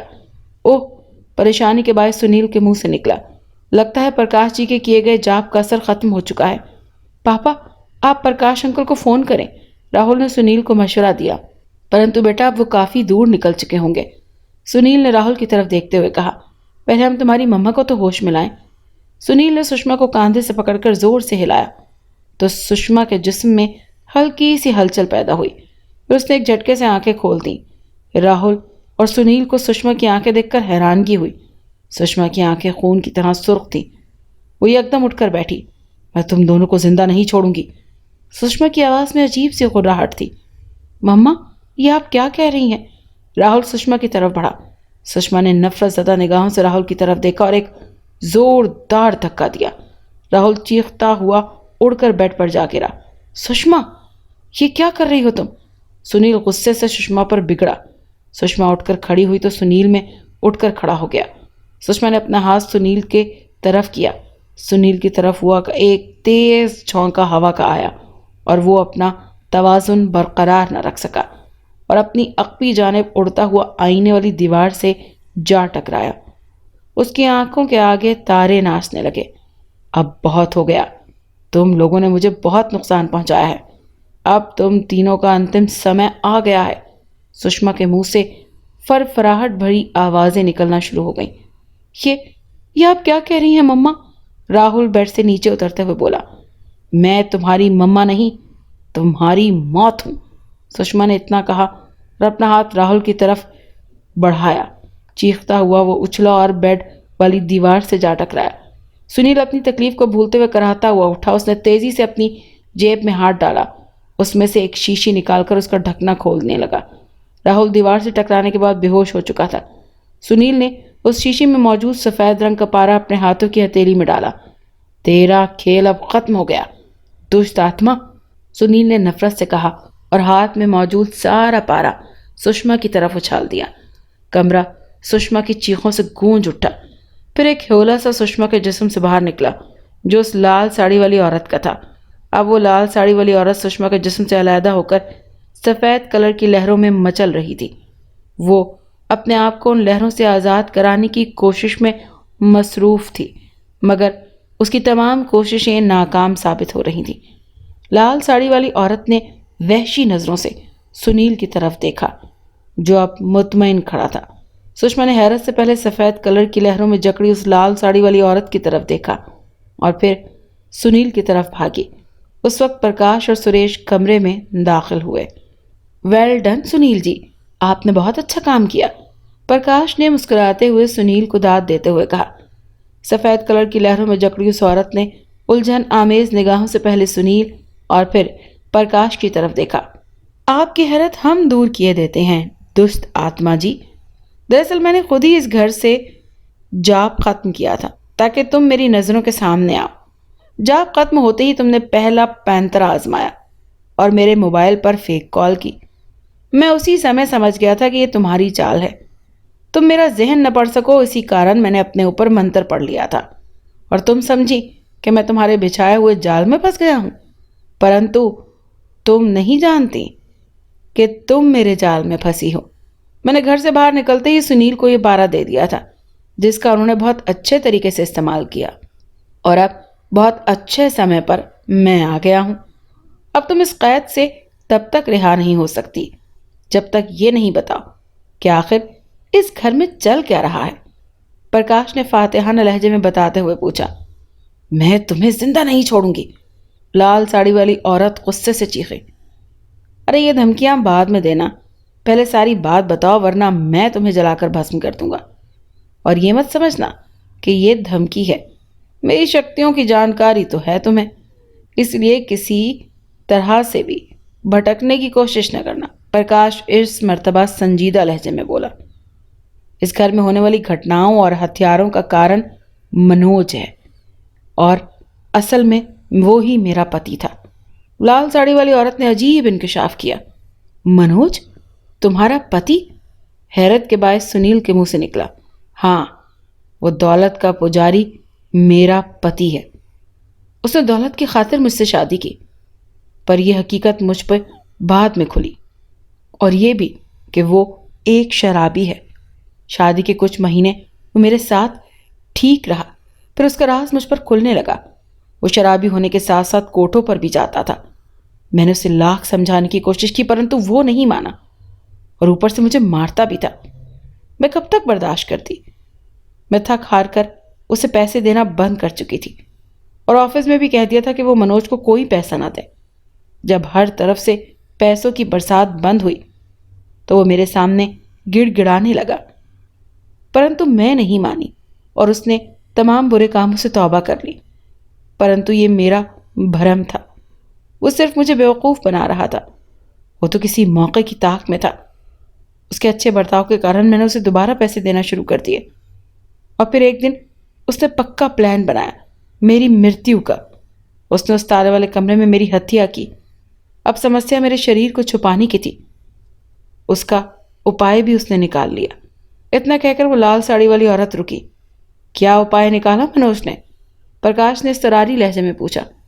उसने इसी कमरे के 2 हिस्से बनाए जहां तुम सब लोग खड़े हो। उस लाल साड़ी वाली औरत ने ड्रामाई लहजे में कहा। क्या मतलब? प्रकाश ने हैरानगी से पूछा। उसने इस कमरे में मेरे शरीर को रखा और दरमियान में दीवार बनाकर उस पर बड़ा सा आईना लगा दिया। मेरा इस दुनिया में मनोज के अलावा कोई नहीं था, इसीलिए किसी ने भी मुझे ढूंढने की कोशिश न की। मेरी आत्मा अब तक मनोज के खून की प्यासी है। एक रात मनोज नशे की हालत में एक लड़की को इस घर में लेकर आया, तो मैंने अपना आप उस पर जाहिर कर दिया। वो मुझे यूं अचानक अपने सामने देखकर और हैरान और खौफजदा हो गया। साधना, तुम्हें तो मैंने मार दिया था, वो मुझे देखकर लरसती हुई आवाज में बोला। हाँ, तुमने क्या समझा? तुम मेरा शरीर खत्म करके बच जाओगे, परंतु मेरी आत्मा अब तुम्हारे खून की प्यासी है, जिसे अब तुम कभी खत्म नहीं कर सकते। मैं जहरीले लहजे में बोली। साथ ही मैंने उसके साथ आई लड़की पर हमला कर दिया और अपने नोकीले दांत उस लड़की की गर्दन में गाड़ दिए। मेरी आत्मा को इंसानी खून बहुत अच्छा लगा। अब मनोज की बारी थी। देखो साधना, भगवान के लिए मुझे छोड़ दो, मुझे माफ कर दो, मनोज गिड़गिड़ाते हुए बोला। एक शर्त पर मैं तुम्हें जिंदा छोड़ सकती हूँ, मैंने सोचते हुए कहा। मैं तुम्हारी हर शर्त मानने को तैयार हूँ, मनोज तेजी से रजामंद होते हुए बोला। तुम इस मकान में मेरे लिए इंसानी खून का प्रबंध करोगे, मैंने अपनी शर्त बताई। क्या मतलब? मनोज शायद समझा नहीं था। तुम इस घर को किराए के लिए रखो और ऐसी फैमिलीज को ढूंढो जिनका आगे पीछे कोई ना हो। मैं इन फैमिली का खून पीऊंगी और बदले में तुम्हारी जान बख्श दूंगी। मैंने उसे समझाया तो वो मान गया। अब वो ऐसा ही करता है, एक छोटी सी फैमिली को ढूंढता है जिसमें सिर्फ 3-4 मेंबर होते हैं, उसके अलावा उनका इस दुनिया में कोई नहीं होता। पहले मैं उनको तंग करती हूँ जिससे मुझे मज़ा आता है, और जब मेरा जी भर जाता है तो मैं उनकी हत्या करके उनका खून पी लेती हूँ और फैमिलियों की लाशें मनोज घर के पिछवाड़े उस वीरान जगह पर दफना देता है। सुनील और उसका परिवार भी अब मेरा शिकार बनने लगा था, परंतु तुमने आकर सारा काम खराब कर दिया। मेरा कोई भी वार तुम पर सफल नहीं हुआ। ऊपर से मेरी शिकार की हुई एक फैमिली ने सपने के जरिए सुषमा को संदेश दिया कि वो घर के पिछवाड़े उस सुनसान जगह को खो दे। अब मैंने तुम सबको खत्म करने के लिए मनोज को भेजा, परंतु वो भी सफल ना हुआ और सुषमा ने उसे बेहोश कर दिया और मैं भी अब तुम्हारी कैद में हूँ। उस लाल साड़ी वाली औरत जिसका नाम साधना था ने अपनी सारी कहानी बयान करते हुए आखिरी जुमला अफसुर्दा लहजे में अदा किया। तुम चाहती तो अपना इंतकाम लेकर वापस जा सकती थी, परंतु तुमने कई निर्दोष फैमिलियों की हत्या की, खुद भी अपराधी बन गई। प्रकाश ने गुस्से से कहा। मुझे इंसानी खून की लत लग गई थी, साधना ने अपनी मजबूरी बयान करते हुए कहा। जिस तरह मनोज को पैसों की लत लग गई थी, अपराधी तुम दोनों ही हो। मनोज को तो कानून के मुताबिक सजा मिलेगी, परंतु तुम्हें सजा मैं दूंगा। प्रकाश ने गुस्सीली निगाहों से साधना की तरफ देखते हुए कहा। प्रकाश ने इंस्पेक्टर शर्मा से दोबारा राब्ता किया और दोबारा अपनी टीम के साथ वहां पहुंचा। उस दीवार को तोड़वाया गया तो उसके पीछे से साधना की लाश हड्डियों के ढांचे की सूरत में मिल गई, जिस पर प्रकाश ने मंत्र पढ़कर फूंक दिया। मनोज को उसके किए की इबरतनाक सजा अदालत से मिली। तमाम सबूत उसके खिलाफ थे और उसकी फांसी के कुछ दिनों बाद पुलिस कस्टडी में रखे साधना के ढांचे में खुद ब खुद आग लग गई। वहां तैनात अमले का कहना था कि जब साधना के ढांचे में आग लगी थी तो उन्होंने वहां नस्वानी चीखों की आवाजें सुनी थी। वो घर अब साधना के चुंगल से आज़ाद हो गया। सुनील और सुषमा ने प्रकाश का शुक्रिया अदा किया तो उसने मुस्कुराते हुए मुंह से वही जुमला अदा किया था जो वो हर एक से कहता था। मेरा तो काम ही यही है सुनील जी, भटकी खून की प्यासी आत्माओं को ठिकाने लगाना।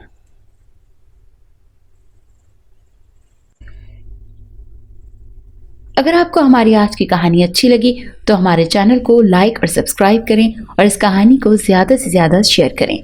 शुक्रिया।